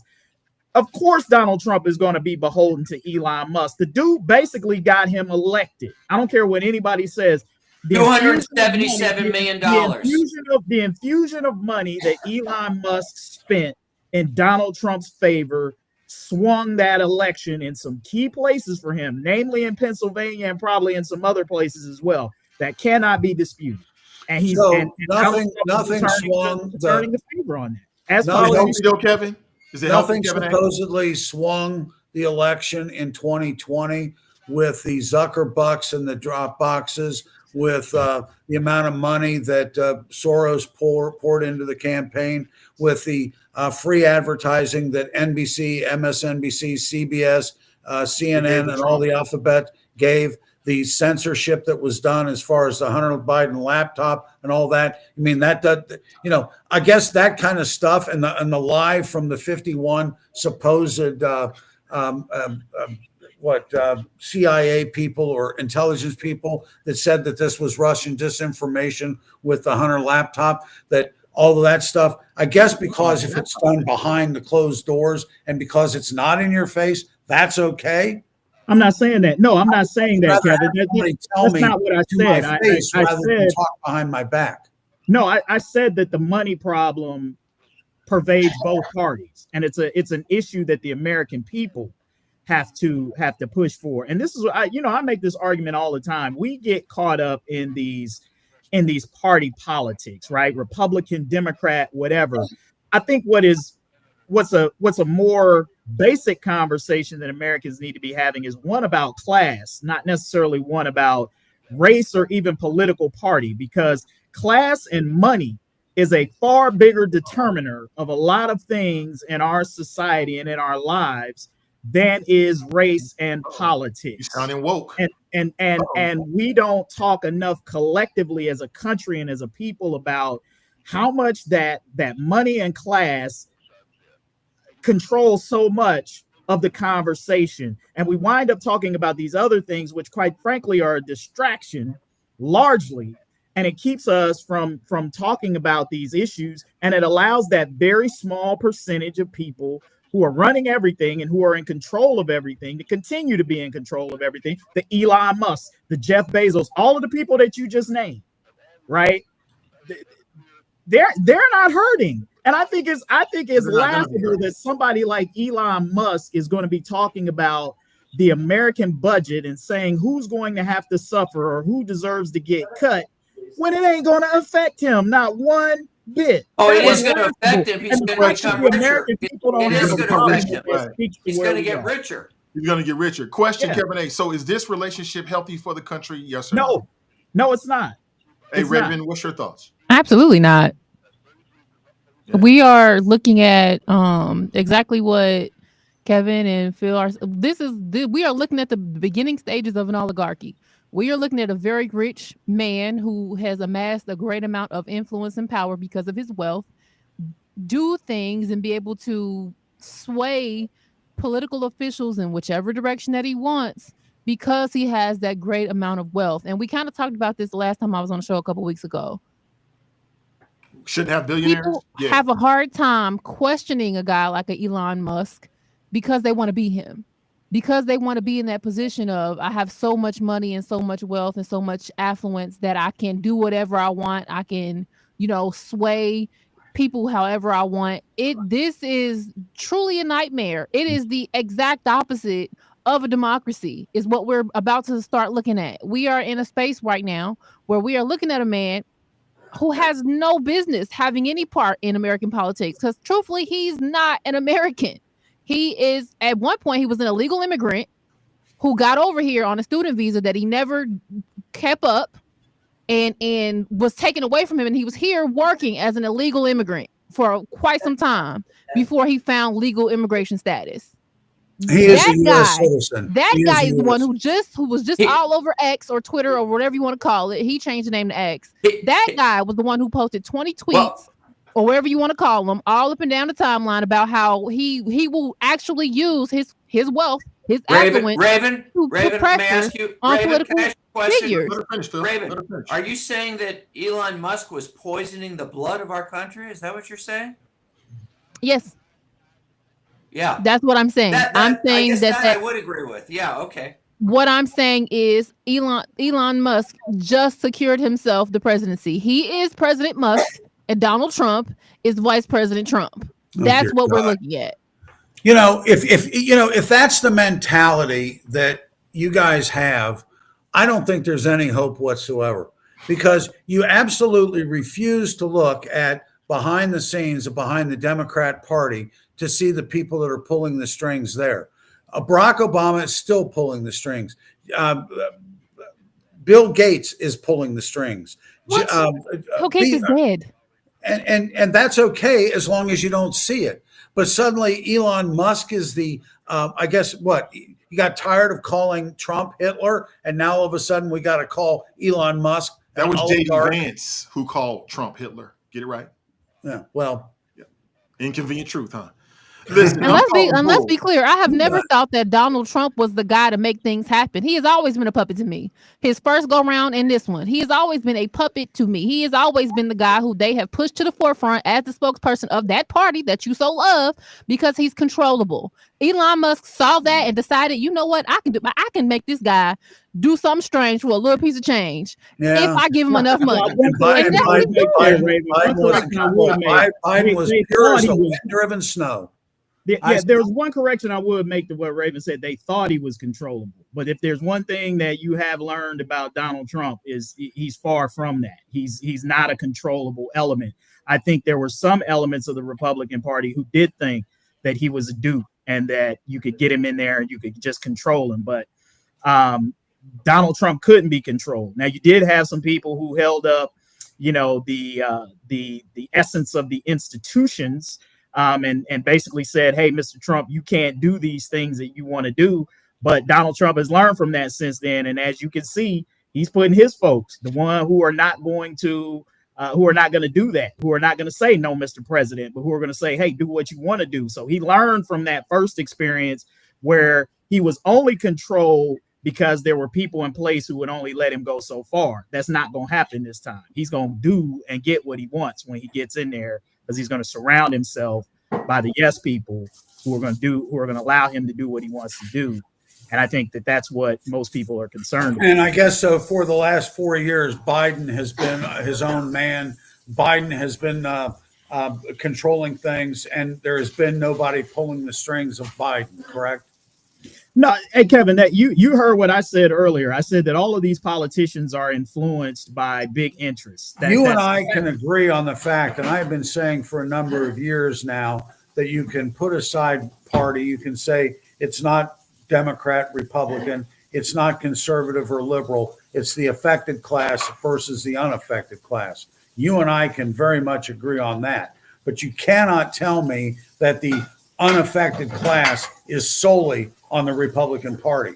You've got an awful lot of people. Okay. Absolutely not. Absolutely not. I mean, I think you saw the movement that you saw in 2016 with Bernie Sanders, that there is a considerable portion of people on the left who would argue that very same point about the disaffected and the influence of money. In fact, that was one of the things that made and continues to make Bernie Sanders popular in some circles. Now, people on the right will say Bernie Sanders goes too far, that he's a socialist, a Marxist, or whatever you want to add on there. But essentially, he's saying what the disaffected on the right are saying. They're just seeing the solutions on how to fix that is differently. And while the disaffected fight over that, all of the people at the top continue to get richer, continue to increase their influence and their power, while we're arguing and fighting over the crumbs. And that's where we are. Exactly. And that's why when you see these reports over the last month or so, the number of billionaires that have increased and the billionaire class that have done very well under the Biden administration, I think that's something that needs to be looked at in terms of, hey, this wasn't a Republican that was funneling all this money towards them. It wasn't the Republicans that were getting them richer. There was somebody in charge. And what I don't see is ever any criticism from you guys on your side. You always want to point the finger across the aisle. And that's something that I'm getting tired of. That's a deflection. Well, I think, Kevin, I think that's largely a phenomenon of Donald Trump, is that, and I've said this many times, that Donald Trump, because of who he is, how he conducts business, keeps us from having the types of conversations that you want to have, because there are people on the right who will defend Donald Trump's transgressions no matter what they are, and they'll want to do this tit for tat. Well, the Democrats do that. Well, yeah, in some instances, you are probably 100% right. But Kevin, I can agree with you. That conversation. I can agree with you on that. That there is always going to be people corrupt. When you defend such a morally corrupt, indefensible individual, it makes it very difficult to get into the conversations that we need to have about both parties. And that's always been my argument about Donald Trump, is there are better standard bearers on the conservative side who could carry that banner without the luggage and baggage that Trump has, that would enable us to have more nuanced, better conversations. But Donald Trump dominates the conversation so much with his unethical behavior, his corruption, that it makes it impossible to have the kind of conversations you want to have. You want to talk about Donald Trump's corruption, yet you don't want to talk about Jerry Nadler. You don't want to talk about Menendez. You don't want to talk Clinton corruption. Biden corruption. Point, though, you don't want to talk about any other corruption other than what you perceive is the corruption with Trump.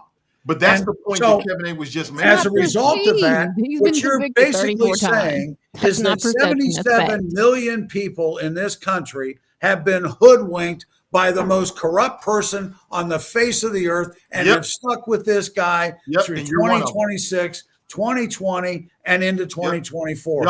All these people are stupid, and you guys are the geniuses. A lot of them are stupid. I'm not going to say everybody, but you said it. Okay. Right. I don't even think that is a stupidity thing. I think that it is a willingness to be ignorant because they serve your interest. I don't think what is serving my interest other than making this country wealthier, to push forth your political agendas. To push forth your political interests and agendas. Well, okay, Raven, what are my political interests? Can I answer that? May I answer that, please? Take the floor, Phil. I got a question for my friend Kevin Gordon. It's not a criticism. I'm just asking this.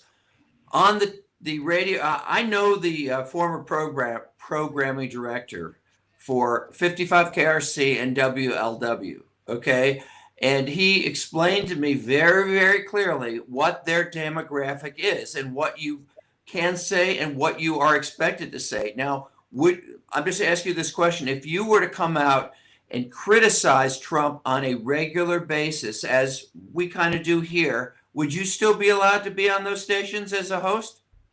That's a very good question, but the situation there, Phil, and don't get me into your association with 55 KRC and talk about integrity and being a con artist on that maneuver.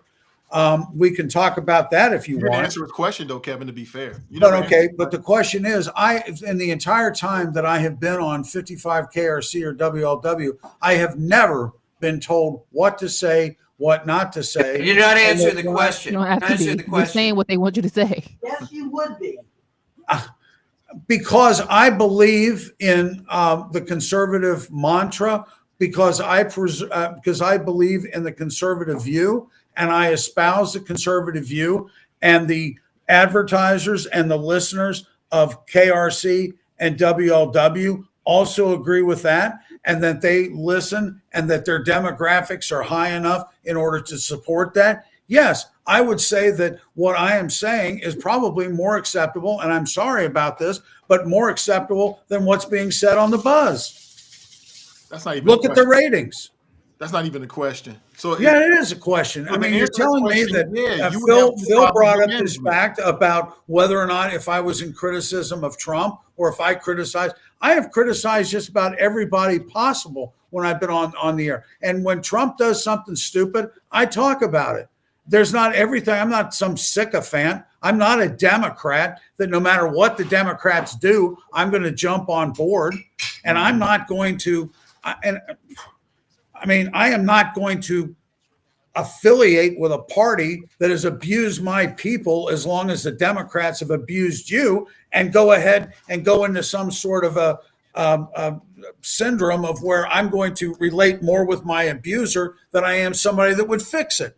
Everything you just said just told me that you don't ever listen to the buzz, because that's not what happens over here. If I chose today to be a MAGA supporter and I spewed my MAGA, opinions on my 2-hour show on a Saturday, nobody would say a word to me, because there is space here. And we have plenty of callers who call Lincoln Show every day who are devout Trump supporters who get to spill their 2 cents every day about that's not true, Trump. Raven. And I will tell you that there was a time when one of the radio stations that was more predominantly African-American was actually hiring somebody. And there was a certain person that showed up there and actually auditioned for that and was told, yeah, you got a lot of great stuff, but you're not the right color. So, I mean, I would love to know more about that. Yeah. Yeah, that's interesting. There's a lot of things about me that you have automatically assumed that you'd be very surprised if you knew the truth behind it, but that's okay. The fact is that this constant drumbeat, what your guys are talking about, you refuse to acknowledge the fact that we have a phenomenon which is going on in this country. We have somebody who came on the political scene who was touted by Oprah Winfrey and all the liberals until he decided that he was going to run as a Republican. And then all of a sudden they turned against him. They were all for him running for president way back when. And as soon as he said, I'm a Republican, I'm running, they turned on him. As soon as he said, I'm able to grab women by the ussy, they turned What's on that? him. I said, Repeat that. After he said all the despicable things he said about women, and we started to learn about his politics. You just said something. Repeat it. I just said that after he said that it's okay for him to grab women by the pussy, that is not what he said. That is exactly what he said. That's exactly what he said, word for word. Can you people not even hear? He was in a conversation with. You want me to tell you what he said? I'll tell you exactly what he said if you want to listen to it. That's exactly what he said. He did not. Right now, if you want to give he did not. He said that in an influential position, there are women that will throw themselves at people who are in a position, and I can go up and grab them by the ussy, is what he said. And they will let you Yeah. They will let you. Not That's that what he I can. He said they will let you. That's a big difference. That's exactly. He said both those things, basically. He, No, he he, did he, not. he did. He admitted to going up and kissing women without their permission. He said, he did say that, Kevin. And then Yeah, when he and was Joe asked, Biden, and then when he Joe was asked, in Biden was subsequent, raped then a when he was woman. asked in subsequent interviews if he considered Bill himself, Clinton raped he a considered- woman. Bill Donald Trump was Clinton. convicted of sexually assaulting a woman. So what are we talking about? Well, again, if you're going to be throwing out something that happened back in '96 where the woman couldn't even tell you where it was, what happened, or remember what day it happened, then yeah, I guess anybody can be convicted Let's of that. play it and we can see what he actually said. This is on YouTube. Donald Trump was caught on a hot mic in 2005 bragging in vulgar language about kissing, groping, and trying to have sex with a married woman. I did try. I moved on her very heavily. In fact, I took her out furniture shopping. She wanted to get some furniture. I said, I'll show you where they have some nice furniture. It happened on board a bus in a conversation with Today Show co-host Billy Bush, who was then co-host of the TV show Access Hollywood. The Washington Post uncovered audio and video, which is now threatening to throw a major curveball into the Trump campaign. It's kind of stunning to hear the Republican nominee, father of five, married to Melania Trump, a person. Bush, no guest appearance on Days of Our Lives. Trump and Bush noticed soap actress Ariana Zucker. I gotta use some Tic Tacs just in case I start kissing her.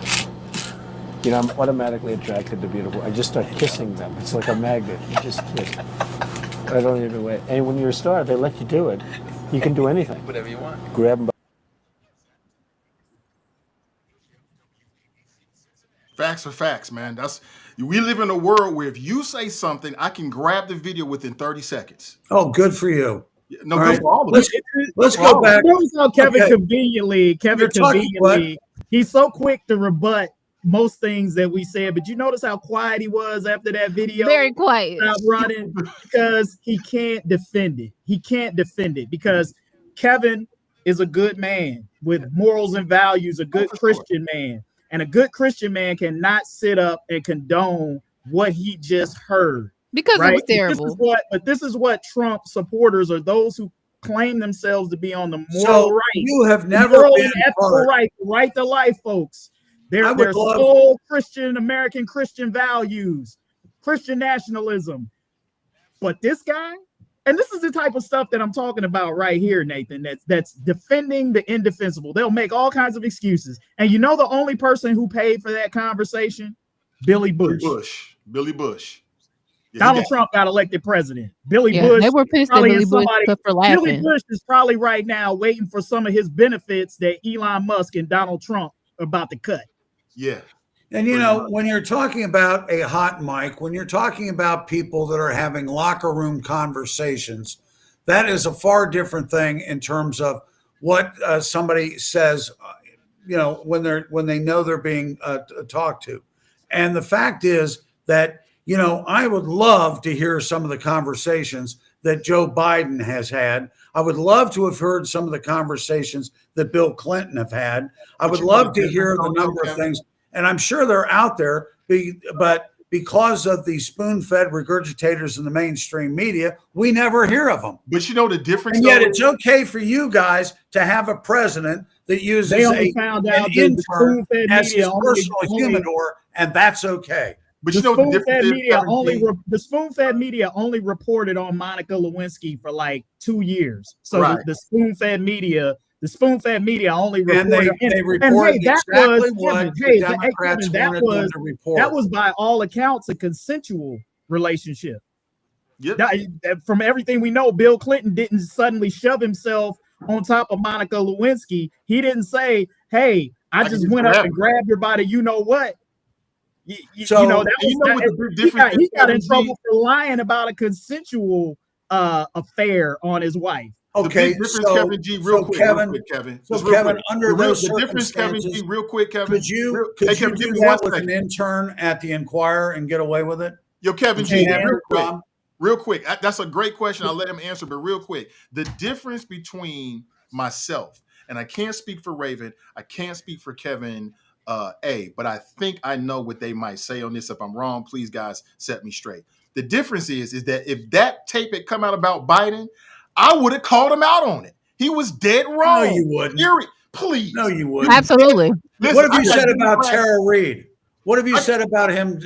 What have you said about him swimming naked in front of his Secret Service staff? What have you said about him sniffing girls' hairs? What do you say about him grabbing young girls and the fathers actually threatening to punch him in the face? What have you said about that? Who are you He's talking about Joe Biden. I'm talking about Joe Biden. Yeah, I saw some of that stuff.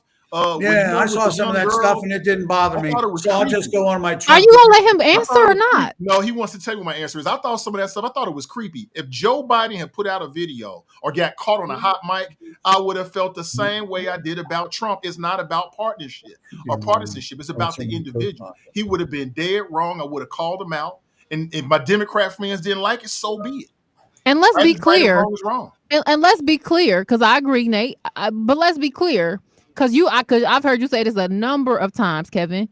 When Joe Biden said what he said about if you don't vote for me, you're not black, we were all over his ass. He got called out. Over every black person I know was like, wait a minute, I know you didn't say that. That was a very big concern for a lot of black voting Democrats. But it didn't matter. So it's not that we don't hold him accountable. We very much so hold our candidates accountable. Even locally here in Cincinnati, some things have been going down. But it didn't matter to you. We've held those Democrats accountable. What I think that you're upset about is that we're able to hold them accountable, and then we are able to make room for them to do better, because our candidates, 9 times out of 10, they will do better.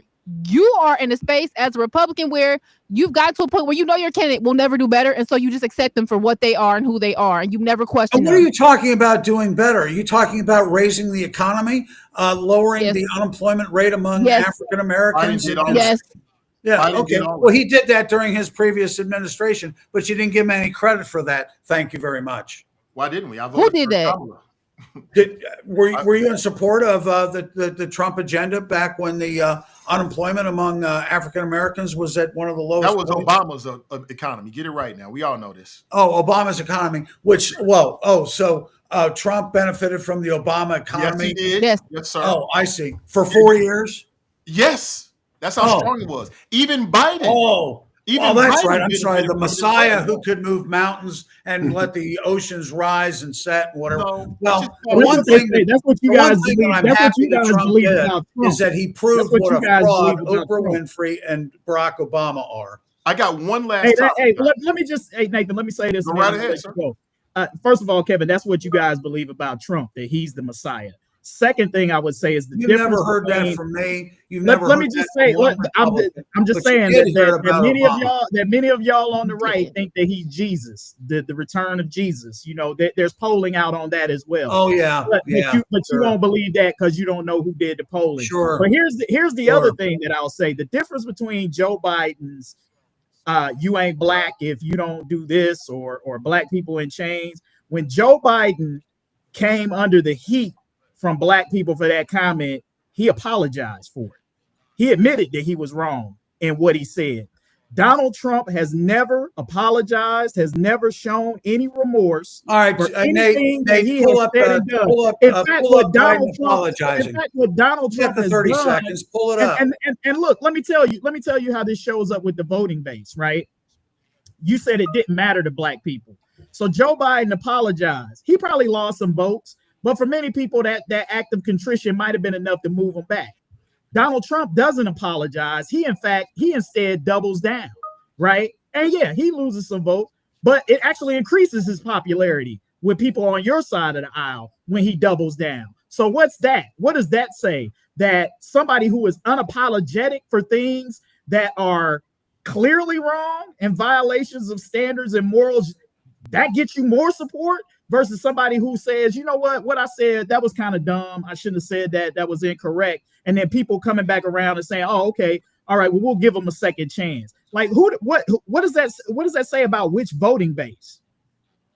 All right. So you say that in 30 seconds, you can pull up about any clip. Well, I'd like to see Joe Biden's apologies on those things that Kevin just mentioned. You know, You it's got funny that? that you just said that because I don't have the ability to do it, but I just pulled No, up. but Nathan Oh, I got does. it. Nathan does. I got it. Hold All on. right, Give me one pull it second. up. I don't have no problem Yeah, with it. I believe there was a New York Hey, don't Times threaten me story with a good time. that covered Biden's apology about I'm you're with not it. black. Defensive is such and immediately, such. I'm with pumping all up of it. his relationship with the black community throughout the interview on The Breakfast Club, a popular syndicated radio show with personality and host Charlemagne the God. I get overwhelming support from the black leadership, young and old. Every poll shows me way ahead. And it's not just, I hear this, oh yeah, old blacks are with Biden, but young aren't. He was also asked about choosing a black female running mate, but it wasn't until the final minute that the former VP made his remarks, seen by many as racist and simply uncalled for. Listen, you got to come see us when you come to New York, VP Biden. I will. It's a long way until November. We got more questions. You got more questions, but I tell you, if you have a problem figuring out whether you're for me or Trump, then you ain't black. President Trump did not address the comment during a briefing at the White House today, but his supporters quickly fired back at Biden. An account that supports the president's re-election campaign caught the clip and quickly tweeted, "This is disgusting," followed by a Trump campaign senior advisor calling the former VP's words racist and dehumanizing, adding he truly believes that he, a 77-year-old white man, should dictate how black people should behave. After all the backlash on social media, Biden's senior advisor Simone Sanders tweeted, "The comments made at the end of the Breakfast Club interview were in jest. But let's be clear about what the VP was saying. He was making the distinction that he would put his record with the African-American community up against Trump's any day, period." It don't have nothing to do with Trump. It has to do with the fact I want something for my community. I would love to see. Take a look at my record, man. Before the segment was over, Biden did say he will come back on the show. Jessica Layton, CBS 2 That doesn't get News. to the heart of it, so. Yeah, so where was the apology there? Yeah, there was no apology. I mean, I pulled this up okay. randomly on YouTube. Give me a Okay. second. But because he was a Democrat, you guys gave him a break. I get No, it. like I said, there actually was coverage, and there is a story that the New York Times did where Biden did issue A senior aide said that Biden apologized. not through a senior aide. It was Biden himself. I heard from a friend of a friend of a friend that Joe Biden apologized, and that's okay. I'll vote for him. Hey, listen, you run your victory lap, because that video did not disprove what Kevin or prove what Kevin said. So run your victory lap for now. But again, I just pulled up the first thing that came on YouTube, so you got saved. I do have one last question for you, and it comes in the form of a meme. This is something that's not politically rated, politically sort of like in that world. It's more of like a social thing that perhaps some families are dealing with this. So I'm going to play this for you, if I can find it here, and then I want to get your thoughts. Give me 1 second here, because I had it all queued up and then kind of lost it. Here, give me 1 second. Okay, here it is. By the way, I put a link to an article if you want to pull it up. But he did himself, not through a senior aide or any of that. He did himself make an apology to the black community for that statement. Okay. Yeah, I remember the apology myself, but thank you for that. Let me see if I can pull this up here. This is it. So it's the question is pretty simple. You know, what would you do if this was your son? Okay. So what you have here is this video. This young man. Okay. Of this young man, handsome young man who has decided that he wants to be on a cheerleading team. And there's a lot of question about sexual and gender, not sexual, but gender fluidity, transgenderism, you know, people feeling like they're not living inside their right bodies. And then also, I think the role of men, like there's some people who feel like boys are being under attack, and there's forces out there that are trying to feminize them. So when I saw this on Instagram, I thought, well, let me put this to the panel. It could make for a good conversation here. Give me 1 second. Let me see if I can refresh this and it'll play. And you just see the young man. Look at him. He's just enjoying himself. He's a part of the cheerleading team. And the question is, would you let your son join a dance or cheerleading team? He looks so happy. Look at him right there, real proud with the other girls. So I pose it to the crew. Would you let your son join a dance or cheerleading team? I'll start if nobody else will. Yeah, go right ahead. I am the millennial, so I'm sure you are all expecting me to, be extremely progressive and liberal in these things. I will say yes, I would 100% allow my son to join a cheerleading or dance team. What I will say is that I would expect for there to be, if I allow him to do it, and if let me say this, I would allow my son to join a dance or cheer team if there were some level of, and I'll just be honest, some level of straight male influence that comes with his position on that team. Like, it couldn't just be him with a bunch of other little girls dressing exactly like them and all those other things. There would have to be some way, shape, or form for him to be able to maintain because he's a child, so he's just beginning to understand masculinity and how to establish that and represent that for himself. I need a man in the room. I need a man who is, because there are plenty of straight male cheerleaders who are professional or even on a college level, who, when they come out onto the field and they perform, they still maintain their masculinity. That's not the issue. What I find the issue to be, what I'm looking at, is that he seems to not have any clear male like distinction between him and these little girls.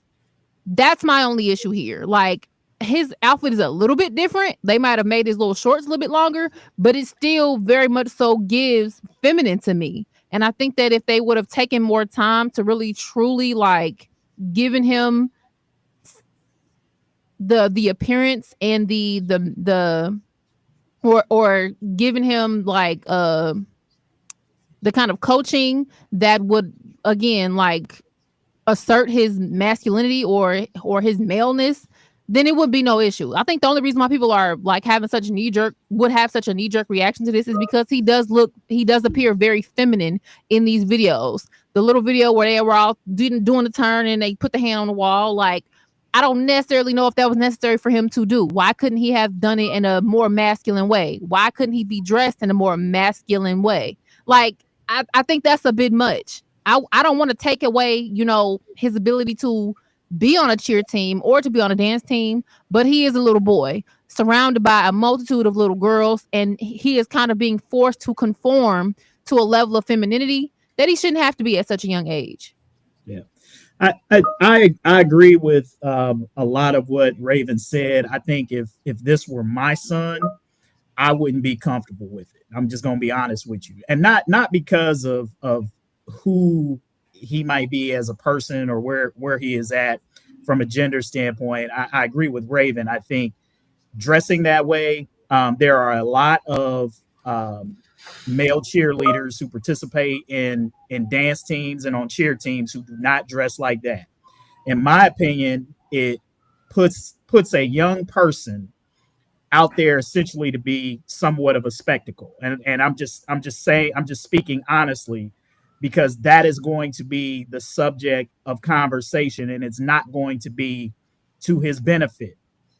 And so I think as adults, we have an obligation, not necessarily to try to mute who someone is, but to protect them from the very types of ridicule and putting a spotlight on them that leads to some of the mental challenges and things that we were talking about, earlier in the program. Look, when you turn 18 and you are old enough to make a determination of how you want to dress and how you want to be, well, fine, do you. But when you are a child, and we're all, whether you're gay, straight, transgender, or whatever, we had to conform to what our parents told us we could wear. There were certain things that I couldn't wear that weren't appropriate from my parents' point of view for me to wear. I'm sure that many young ladies experience the same thing. And so I think as parents and as adults, you have an obligation to protect children from society and sometimes even from themselves until they are at a point of maturity where they can make the proper determinations and decisions for themselves, and then have the mental capacity to deal with whatever comes along with that. So this isn't about saying to a kid they can't be who they are, or you should try to shame them or make them feel bad about who they are, or even saying that they shouldn't be able to participate on the dance team. But I do think the dress and the costumes goes a bit far for a young man at that age. Phil, Kevin. Well, I think that just to be clear, there is a distinction between a male cheerleader and someone who is cheerleading in a female role. All of the big universities have male and female cheerleaders, but there's a male role. You guys have seen them at the football games. They lift up the female and catch them and that kind of stuff. And I think another thing that would come into play here is assuming this is a school, is the school, the institution, even allowing a male or a male child to participate, to be a part of this team in the first place, which I would guess a lot of them would not. But putting aside those issues, with my kids, if they were to do something that would kind of like, if my son was to do something that would appear to be kind of a feminine nature, I think the important thing for me would be to express my love for him, regardless of choices that he made. Kevin, that was your son. He wanted to be on the dance or cheerleading team. What do you? Well, it's interesting. I agree across the board. I agree with a lot of what Raven said. I agree with a lot of stuff that Kevin said, from the standpoint that protecting. What about me, Kevin? What about me? Give me a little love here, will you? Come on. Well, you did mention that, in terms of the different cheerleaders in college sports and the male presence or the male position in those, they're not dressed effeminately. They're still dressed as men. In this instance, Raven and I think Kevin said that the costume is kind of the issue. One of the things that comes to mind is, are there a defined number of people that are supposed to be on this team? And does putting this young man on this team, did that bump somebody else from being in that position, which is, the whole thing going into some of this transgender stuff in sports, of where you're taking a particular athlete and then bumping them off the podium because you're trying to make some sort of political statement. Yeah, I have a 9-year-old who's soon to be 10 in less than a month. So this is something that, runs through your mind. Like, he's never said he wanted to be on the dance team or anything like that. At this point, he's into basketball and a lot of the sports that I was into. So I'm able to bond with him in that way. But to answer the question point blank, ultimately, if my son decided that he wanted to take that route, and I felt as if they had the proper adult supervision, I wouldn't like it, not on no levels whatsoever, but I got to roll with it. I got to roll with it because, these are athletics at the end of the day. Even though it's cheerleading, those are still athletes. And if he's getting something out of it, he's getting something out of it. I wouldn't like it because I want my son, as all fathers want my son to be into what I'm into, right? So you can have that bond. So it would be difficult. And, to be honest with you, I think the most difficult thing would be checking my own ego.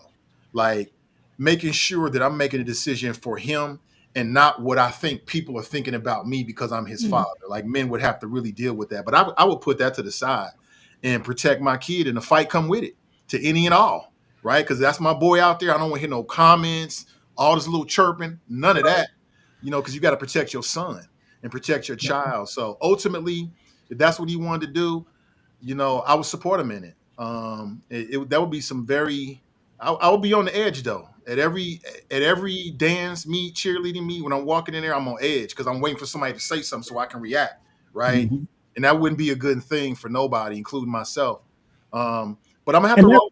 And I agree with what everybody has said. I think everybody says some things that rings very true to me. Mm-hmm. And Nathan, your last point is why, again, I think saying that the kids should be on the dance team versus being dressed like that are two different things. And it gets to that last point that you said, is because somebody is going to say something. That's invariable. Somebody's going to say something. Somebody's going to make a joke. And as a parent, you are going to be inclined to defend your child, even if you disagree. So it's going to be a problem. And this is why I say why it's not it's not a good idea to put young kids in that position. One, where they have to be subjected to that, and two, where parents are put in a position where now they have to defend and maybe even fight for their child, because that's also not good for kids to see and for people to see in those sorts of environments, is those sorts of violent conflicts. And I just think it's a bad position to put in, and for what, when you can get when he can be just as fulfilled potentially, in a position, in a outfit or a uniform that more reflects the physical gender that people can see, right? That at that age, and again, when you get 18, do what you want to do. That's what I'm saying. Like, I think a lot of this conversation that you have around this issue is not necessarily about grown adults making decisions that are appropriate for grown adults to make. But when you are young, when you're trying to figure a lot of things out in life, I think as adults, we have a responsibility to make sure that kids are in the best position to make mature adult decisions that are going to impact the rest of their lives. Nobody is saying that you can't be who you want to be, but doggone it, let's make 100% sure that you have the maturity, that you have the certainty, that you are grown to be able to make grown people's decisions. And I think too often we want to allow young people today to make grown people's decisions. And I think that is where parenting in many areas has failed. I see a lot of parents. I don't think this is a grown people decision on transgender issues. This is a lot of parents are letting kids make adult decisions but this isn't really an my adult parents decision. didn't allow me to make. I'm not so sure I agree that this is an adult decision.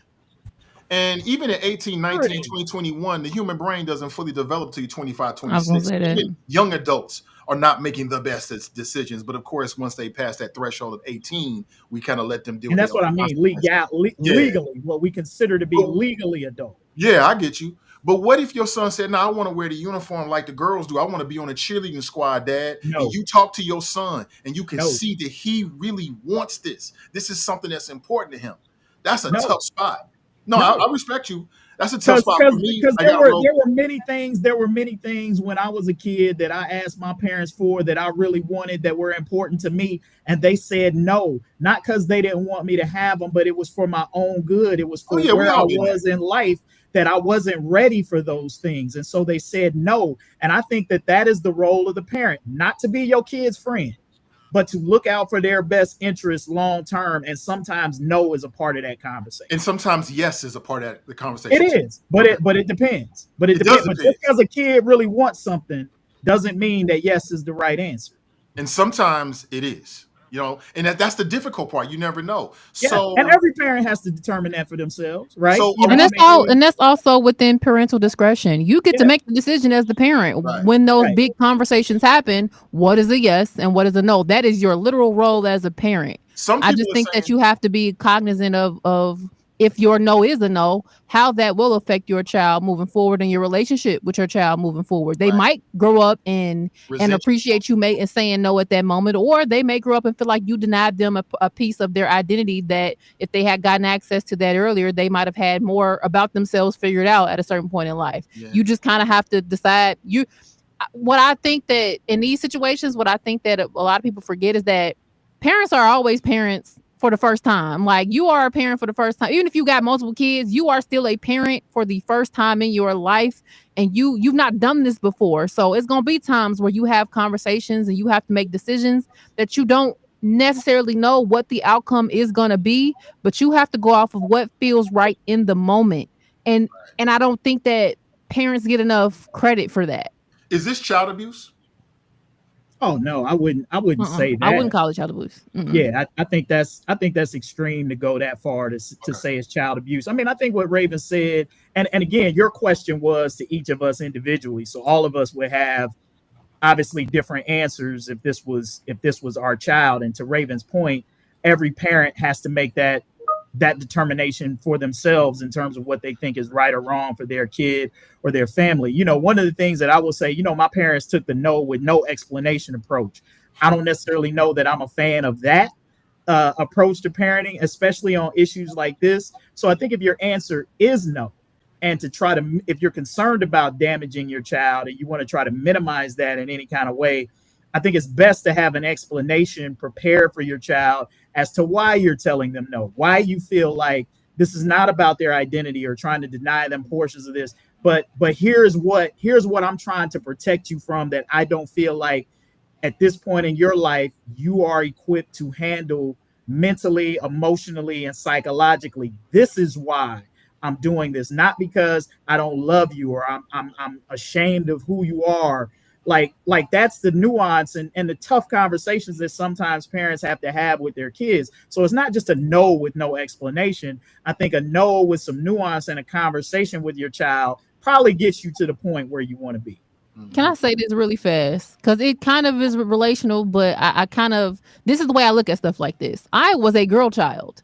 And so as a girl child, you learn very quickly that there are certain rules that come for you that do not come for a boy child. Because in the world, I'm perceived in a different way.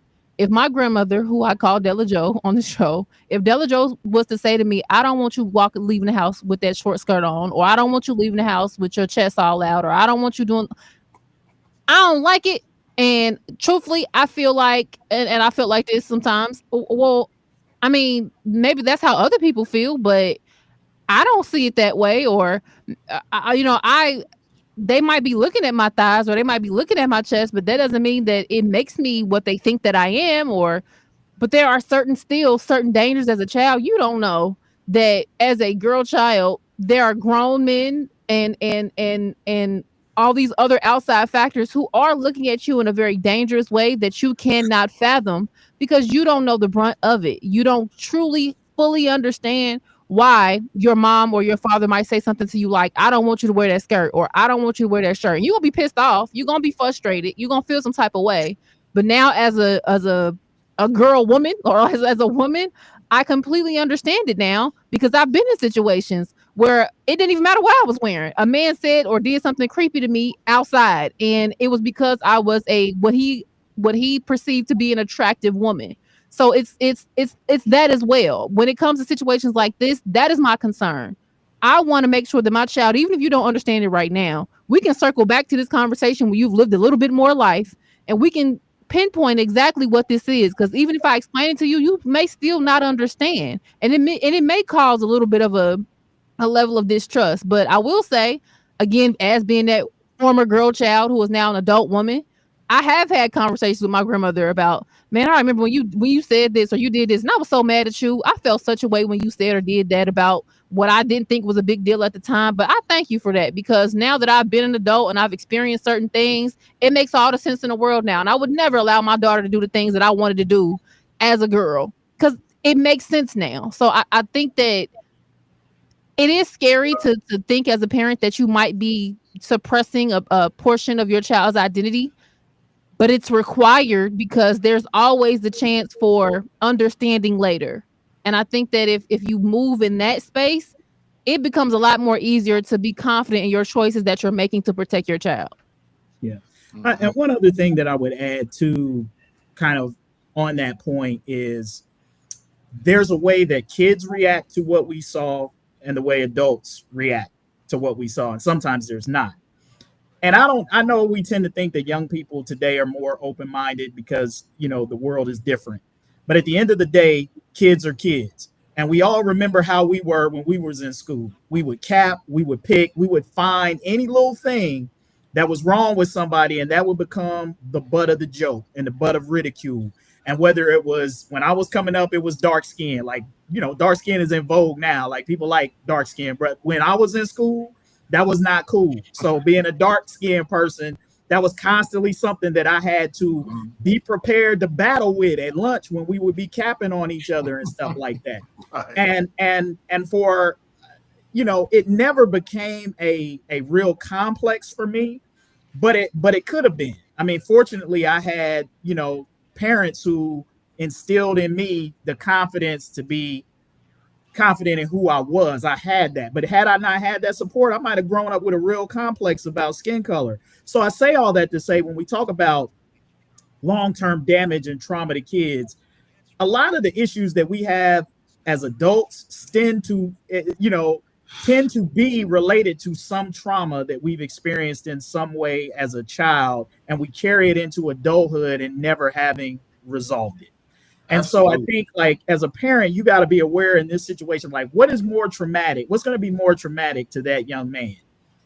Having to deal with the rejection, the ridicule, the whatnot that's going to come from some of his class, the unacceptance is going to come from some of his classmates and maybe even some adults that he's going to interact with, versus a parent explaining to this person, look, to this child, look, this is why I don't want you doing this right now, and why it'll be better for you, if you wait until you get to an age where you are able to better understand and learn how to navigate this as an adult. And we can talk about these things as we go along to kind of help you be able to build the resiliency that it's going to take, that when you get it, because it ain't, it ain't going to get no easier when you become an adult, because we know, based on how this country talks about these issues, that it don't get, in fact, it might get worse when you get adulthood. So you definitely got to be ready and prepared to deal with it.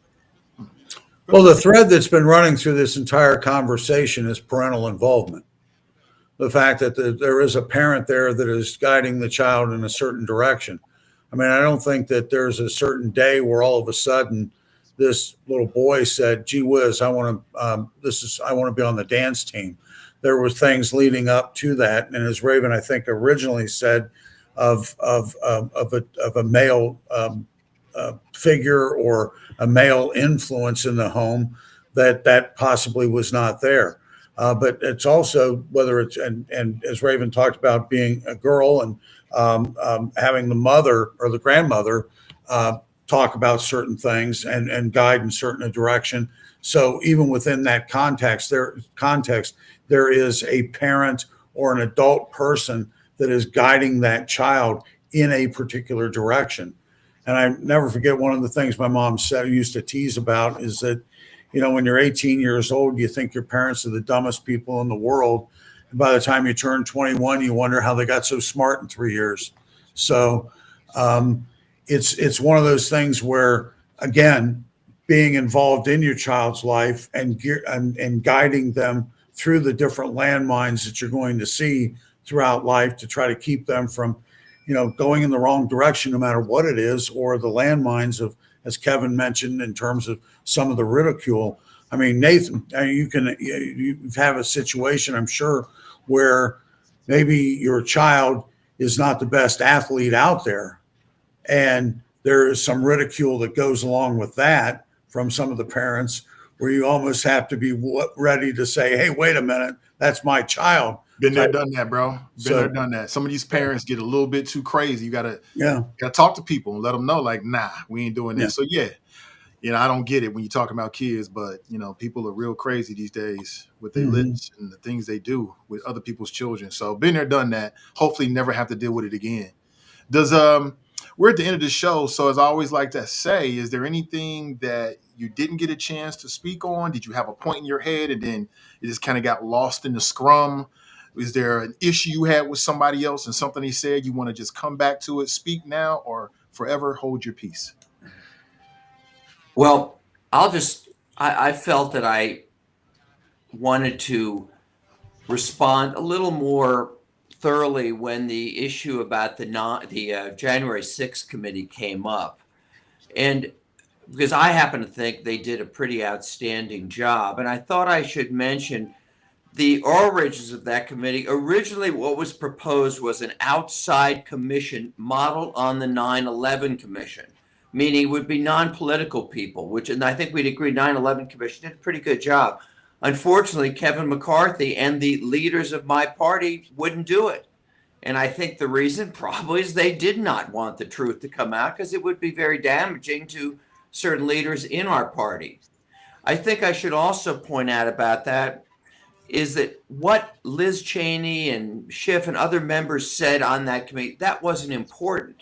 What was important was that the sworn testimony from primarily Republicans who worked for Donald Trump, that was significant. Pardon my language, but his Attorney General, Bill Barr, when asked when pressured by Trump to do something about, say there was fraud, his words, quote, were, "It's all bullshit." And even Trump's daughter, Ivanka, said she agreed with Bill Barr. There was also sworn testimony from top Justice Department officials that Trump called them almost on a daily basis and brought them in, trying to pressure them to claim there was fraud when there wasn't. And there was also sworn testimony by Raffensperger and state officials who played tapes of Trump pressuring them to try to find additional votes. So, and finally, you had, I think, Cassidy Hutchinson, again, under oath, who testified that at that rally on the Ellipse, Trump was told that a lot of these people were armed, and he told them, get rid of the metal detectors. They're not here to hurt me. And probably most significant, again, sworn testimony, that he sat there for 3 hours watching this unfold, watching this violence, being all of his relatives, Sean Hannity, all those people, the people in our leaders in our party, all tried to get him to issue something for 3 hours to stop the violence, and for 3 hours he refused. So I think it's important to point out that what is significant about that committee is not not even the final report, but the sworn testimony of people who worked with and for Donald Trump about what happened that day. Yeah, and interesting, the sworn testimony on some of those people were based on what they heard from somebody else and not firsthand knowledge, which is also interesting as well. I think the committee itself was set up as a fraud, and I wish it would have been done in a more bipartisan manner. And I wish all the evidence was on the table. I would love to know the involvement of the FBI, the CIA, and any other people involved in that, because there are too many films, there are too many scenes of where people are being led through the Capitol by the Capitol Police, and that they're taking down barriers for people to walk in. Again, I don't think we know the full story of it. That January 6th committee didn't give us all the answers, and I wish we had the answers. Now, when you're talking about fraud, I think you're talking about something having to do with the insurrection, or quote insurrection, versus the fraud. You know, when you look at all you got to do is look at the numbers. All you got to do is look at the fact that, and I would love to see some sort of a study done by every one of the county clerks to find out how many people that were registered voters that actually voted in that election, that how many, when you have, 25,000 registered voters and 34,000 people vote, something like that needs to be looked at. And I think when you look at the totals that were result of that election, you have to question it. There's no way you can't question it. One quick thing, and I'm not going to argue back and forth here with Kevin, but one thing I left out of my comments, that for those of us who watched that testimony, that I think we'll never forget, that mother and daughter in Georgia, one was named Ruby, I forget the other was. These were dedicated campaign officials. And Trump and Giuliani went on TV, national TV, and called them scammers and said they were looking like they were passing drugs. They were accused them. These two the most powerful person in the country, accused these two women of being scammers and being crooks. And as a result, the threats against them were so horrific that they actually had to move out of their houses. And fortunately, they won a big verdict again. I don't know how much they'll collect against Giuliani, but I find it hard to believe that anyone, whether you like Trump or not, could see that and see what he did to those two women and feel, and say, that's okay. It's not a big deal. He wrecked their lives just because they were people that he could use for his purposes. To me, it's disgraceful. I would love for you to be that passionate about some of the people that the Democrats' lives that they destroyed. I'd love to see that, Phil. It would be refreshing. Like who? I'll give you plenty of examples, but we're at the end here. I think if you look at look at all the people that were put in jail Papadopoulos. Look at his name. Look at the people associated with Donald Trump, how their lives have been ruined. The number of times they've had to go to court over stuff that never happened. It's just what you said. Like what? Papadopoulos. Like, what are you talking about, bro? What are you talking about? Are you talking? I'm talking about the people that were part of Trump's original campaign. One of the guys that went to jail because he pled guilty. George Papadopoulos pled guilty to lying to the FBI, which is a federal crime. He pled guilty to that. Oh, Jesus. Yeah, so and Phil, so you've never threatened somebody with additional charges if they didn't take a plea deal, and because that the defense was going to financially ruin them, that they pled guilty to something that you never have any guilt about somebody that pled guilty to something that they shouldn't have pled guilty to. Absolutely, Kevin. It happens to brothers. Exactly. I'm not defending that. I know that happens. I think Kevin was asking. And it's wrong there. It's wrong there, and it's wrong here. So, yeah, Kevin, it's apples and oranges, though. You didn't give a fair comparison to what Phil brought up. You said Papadopoulos. That doesn't compare to Giuliani and Trump lying about these two election workers. There's no comparison. I think the larger point of what I'll concede to Kevin is what? But no, wait a minute. Let me finish. Yeah, the larger point I'll concede to him about what he is saying, but what he also traffics in is the whataboutism, right? And my argument is we got to get to the place where we as a people, one, rely on facts, not conspiracy, not conjecture or speculation, but actual evidence and facts, not me filling in the blanks with my opinions or my own personal analysis about what happens that I have no evidence or no way of proving it. What do the facts say? Let's start there, because we are living in a country that's devoid of addressing and dealing with the facts. When we are confronted with facts, not opinions, but facts, objective facts that we don't want to agree with, then we want to try to spin it and come up with all kind of explanations about why the facts are the facts. We got to accept facts.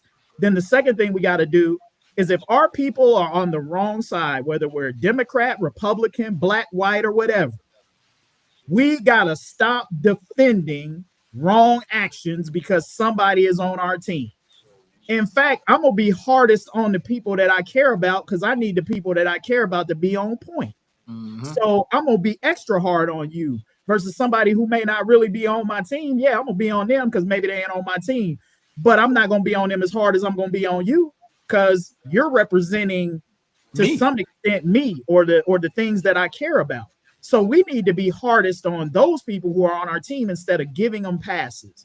And what we have a tendency to do is do what Kevin does. And Democrats do it too. We all do it. Is the whataboutism. Well, what about what this person did? Well, what that person did was wrong too. And we need to say that. The problem is that when the person is on our team, we're reluctant to say when they're wrong. And that's why we can't make any progress as a country, because nobody wants to follow their guy on the court. To follow up with that, Kevin, is the fact that if you look at the topics that are discussed, the topics that are brought up, it's the topics that are ignored instead of the topics that should be talked about here. I mean, every week after week after week, there has to be something about Trump derangement syndrome. And yet there has never been any discussion having to do with the abysmal, the whole Kamala Harris becoming the nominee, the dementia of Biden, the fact that you have an undemocratic process from a party that claimed that they were preserving democracy. When you look at the way her campaign was run, the money they blew through, the fraud of bringing your fault, Kevin. People in, that's your fault. They were supporting somebody when in fact they were paid. How much more fraud do you need? And how much do you need as far as the mainstream media or the spoon-fed regurgitators, as I refer to them, as going along with this? Yeah, but you don't get to do that. You don't get to do that. You don't get to criticize the topics, but you ain't offering no topics. I said this over a month ago when you brought this up. Send a topic. You didn't send none. I just brought this up. The topics. I brought it up. Did you not bring it up the following week? I brought up the whole idea about the Democratic Party. You've never added that to the list. Can I say one final thing? You didn't add that to the list. I want to make sure we get to the bottom of it so we don't have to keep having this conversation. All you got to do is offer topics. And if they make sense, and even if they don't, if they make sense. Well, I mean, because sometimes you might have a topic that's already on the table and it's very similar, so there's no sense in bringing up two similar topics. But that's a whole separate issue. We're not talking about the topics. We're talking about what Kevin's point was. Well, and what I'm talking about is what you choose to bring up. Kevin's point the biggest story of the week. What Kevin's point is that you got to have the ability to call out wrong, whether it's a Democrat or Republican. That ain't got nothing to do with the topics whatsoever. Nothing. So you think the biggest story? So you think the biggest story of the week that should have been part of the agenda was Elon Musk, as opposed to the Wall Street Journal expose about the past 4 years of the Biden administration? Yeah, I think that Elon was a much bigger, hotter topic this week than what you just suggested. So the fact that the Wall Street Journal indicates to us that our country has been led by we don't know who for the last 4 years. We don't know who was making the decisions. We don't know who was in the room and was talking about where the country was going, how the president was insulated. Yes, I think the Elon topic is different than that. Yes, I believe that the Elon. You don't think that a couple of weeks ago, the fact that you had the truth that came out that all these people that supported Kamala Harris were paid to talk about her, that they were paid to show up and do these concerts? You don't think that was a big story? Propaganda just to make you. You don't think that was a big story? No, because so Kevin, guy. Here, let me say this. Let me just say this about the media in general, because there are a couple of things that I would tend to agree with Kevin on, and this is even as somebody who works in the media. But this is what I say about the hypocrisy of what people will accept when it fits their tastes, when it fits their narrative, versus what they don't impact. So Kevin will say the media is wrong for focusing and spotlighting on certain stories and ignoring other stories that are going on. Like they'll talk about Trump, they won't talk about Biden, or they'll talk about the bad things that Trump does, but they won't talk about the good things that he does. Not true, but it may happen in a over preponderance of cases. So I think there have been studies that have looked at that the stories that are written about Trump are much more negative than positive stories that are written about him. Now, you could say why that's the case. His actions draw that, right? Some might say that. But it's convenient for those on the right or Trump supporters to see it there.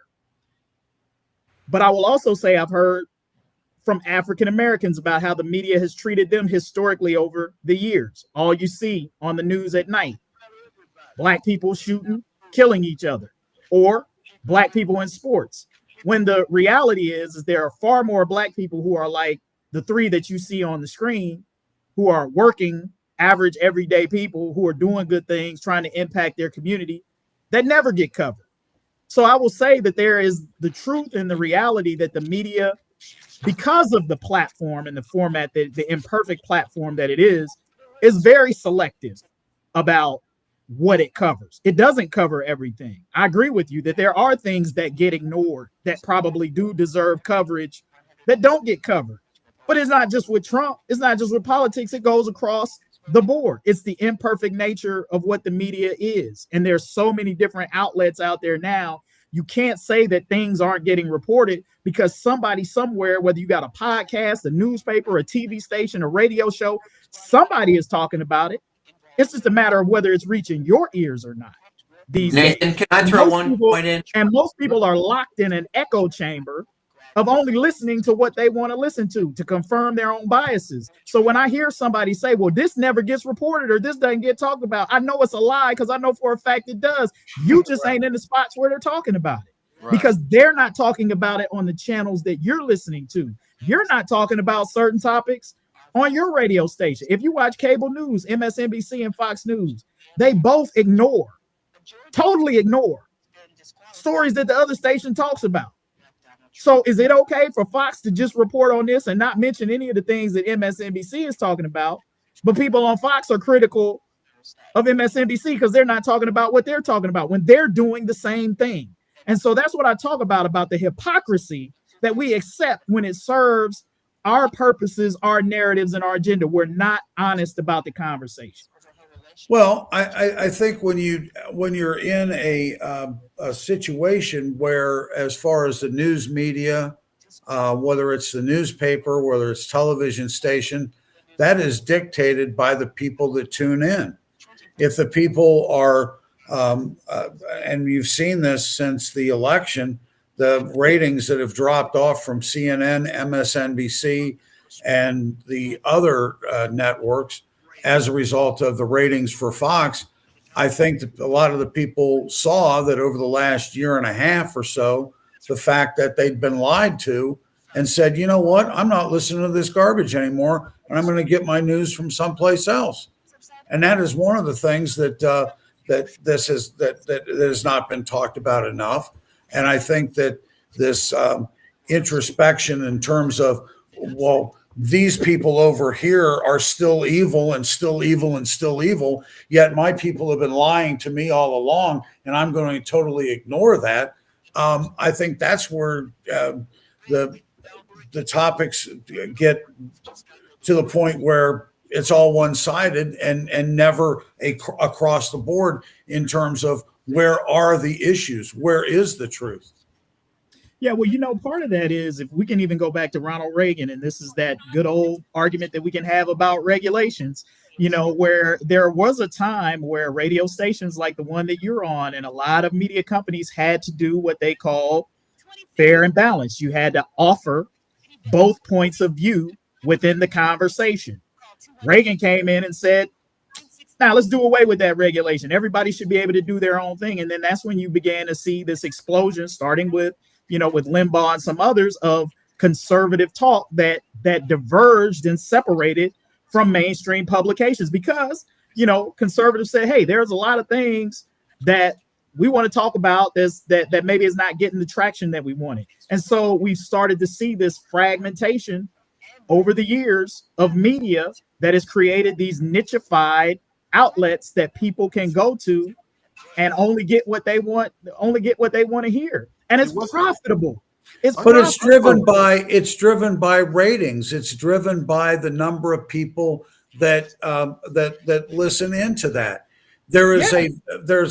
Obviously there's a vast population out there that wasn't being served by the three major networks at the time or CNN that said that, when I'm looking some of these stories and I'm reading some of this stuff, I mean, I go back to the fact that I am shocked that I actually turned out to be a conservative, that my mother was a conservative back in the 50s and the 60s when I was growing up. The fact that there was my mom got one newspaper on a Thursday that was the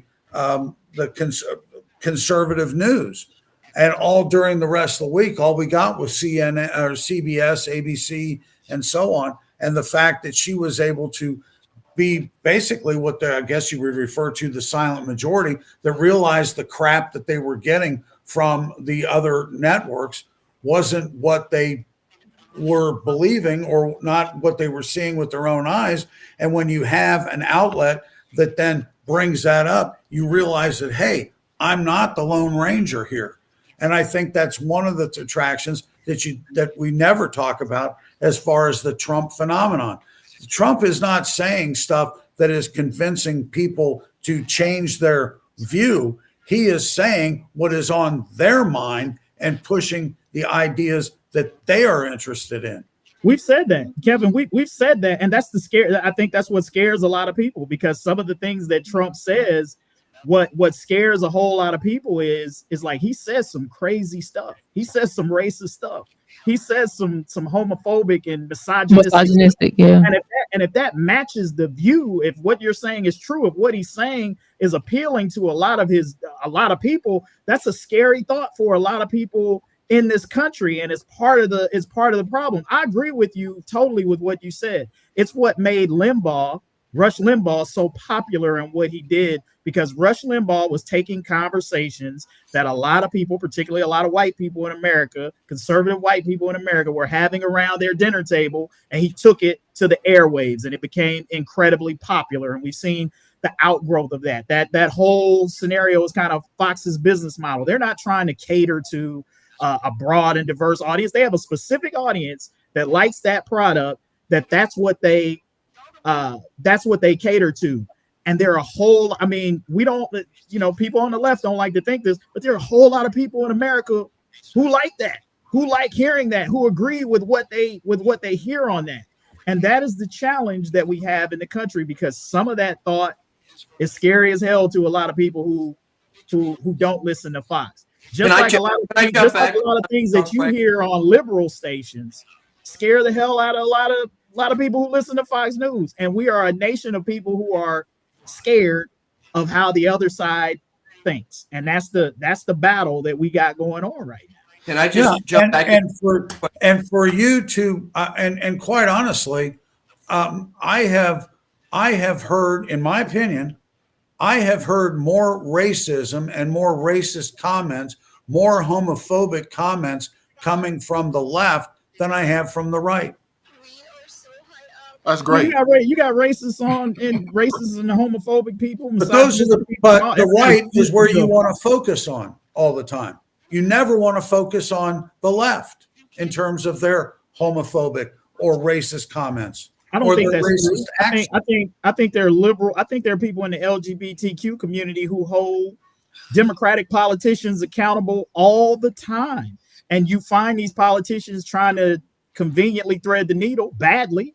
But certainly they get caught. Again, Kevin, these are things that you're not aware of because you are not listening, or you're not in the circles where these conversations are taking place. And that's the problem that I always have. Like, every now and again, I'll get a reader who wants to tell me something about the Black community should be doing to deal with violence. And I'm like, well, have you ever been to one community meeting, one church meeting? Have you listened to Black radio? Have you done any of this? And have you been to a Black neighborhood? And most of it is no. So it's like, you don't know what conversations that Black people are having. And they are having those conversations and many more that you don't know every day. About. But the presumption is that it's not happening because you're not a part of that conversation. And so that's what I'm saying. We just have to be careful about it on all sides, because, we all have a tendency to do it, to make broad generalizations and statements that we have no real idea about because we're not in the room where those conversations are being. I think Phil had a point. Go ahead, Phil. Just real quick. I think going back about 10 minutes ago, Kevin Gordon, Kevin, tell me if I'm right. We were talking about something and you said, didn't you ever as a prosecutor pile on extra charges or try to get somebody to plead guilty and maybe, was innocent? I just want to quickly respond to that. Was that your point? Yeah. Okay. Yeah. Real quick. The fact that you wanted a conviction. Okay. Just let me respond to that because it's important to me. When I was in the prosecutor's office, and I had a great experience there, I thought highly, I love the people, this, that. But one thing that really bothered me, at no time in my 10 years did the head prosecutor or any of my superiors ever say to us, never prosecute someone who isn't guilty. Do you know that? Never heard it. And the fact is, that is why we see some of these terrible instances of people unjustly sent to prison or worse, the death penalty, because the police and the prosecutors just weren't concerned about that. And I can tell you in at least 2 cases, I was prosecuting someone that I did not believe was guilty. And I'm not trying to toot my horn here, but just to respond, it's in juvenile court. I got up to give my closing argument. I said, Your Honor, I'm dismissing the case. And he said to me, like this stunned look, like, why are you dismissing it? And I said, because I do not myself believe this person is guilty beyond reasonable doubt. It would violate my oath to continue the prosecution. And there were a few other times where the cops in my office even wanted to send some kid to prison or blah, blah, blah, that I didn't feel was just. And I did everything I could to prevent that injustice. So with all due respect, I never piled on extra charges.